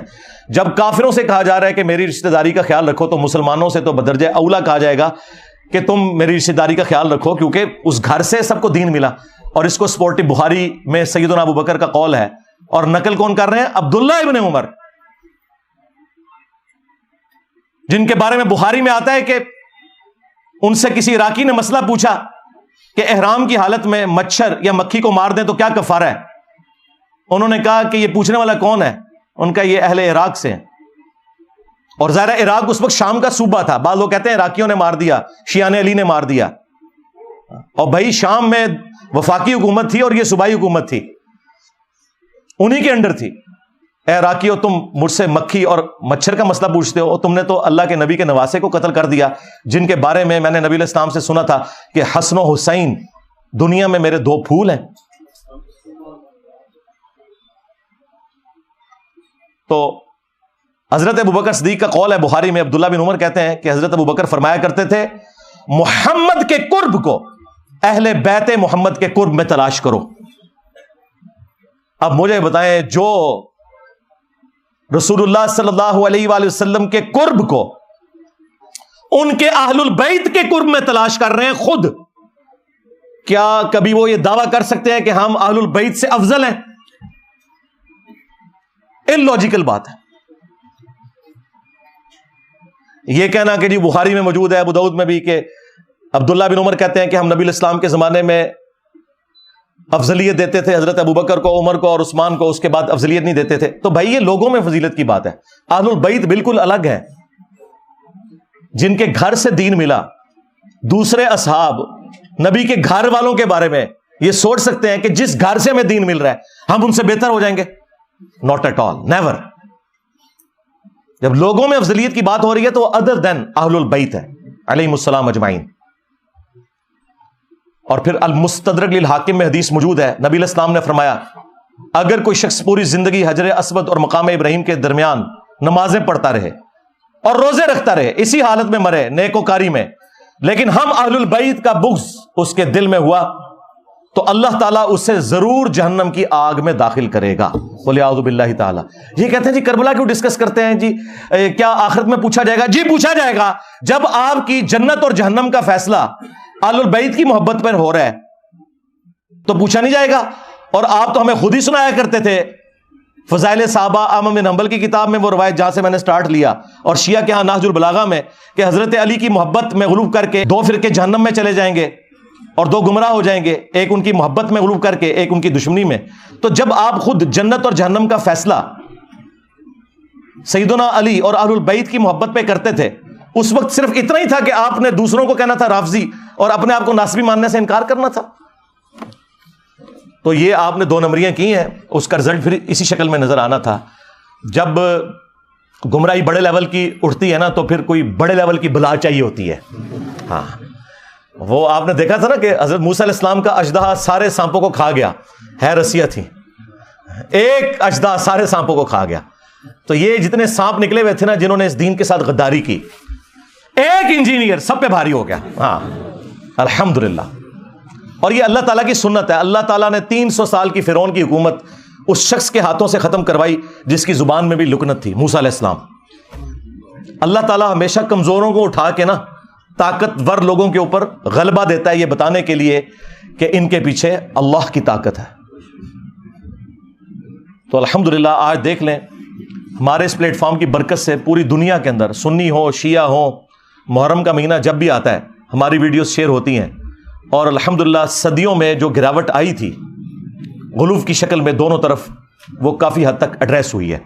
اور مجھے اب امید ہے کہ اب یہ راستہ اس طرف چل پڑا ہے کہ امام محمد بن عبداللہ المہدی علیہ السلام کے لیے یہ راہ ہموار ہو رہی ہے، کیونکہ یہ ہو نہیں سکتا کہ امام مہدی سنیوں میں آ جائیں اور شیعہ مان لیں، اور شیعہ میں آ جائیں تو سنی مان لیں۔ اس کے لیے ضروری تھا کہ سنی شیعہ کی تفریق سے بالا تر ہو کر لوگ اپنے ڈفرینسز ضرور رکھیں، لیکن الٹیمیٹلی اس بنیاد کے اوپر قتل و غارت نہ کریں، اور اہل البیت جو کہ کامن ہستی ہیں ان کے ساتھ اپنا جو عقیدت والا معاملہ ہے وہ تو اپنی جگہ رکھیں۔ المعجم الکبیر طبرانی کے اندر صحیح سند سے ابراہیم نخعی کا قول موجود ہے، جو بخاری اور مسلم کی احادیث کے راوی ہیں، 50 ہجری میں پیدا ہوئے اور 96 ہجری میں فوت ہوئے۔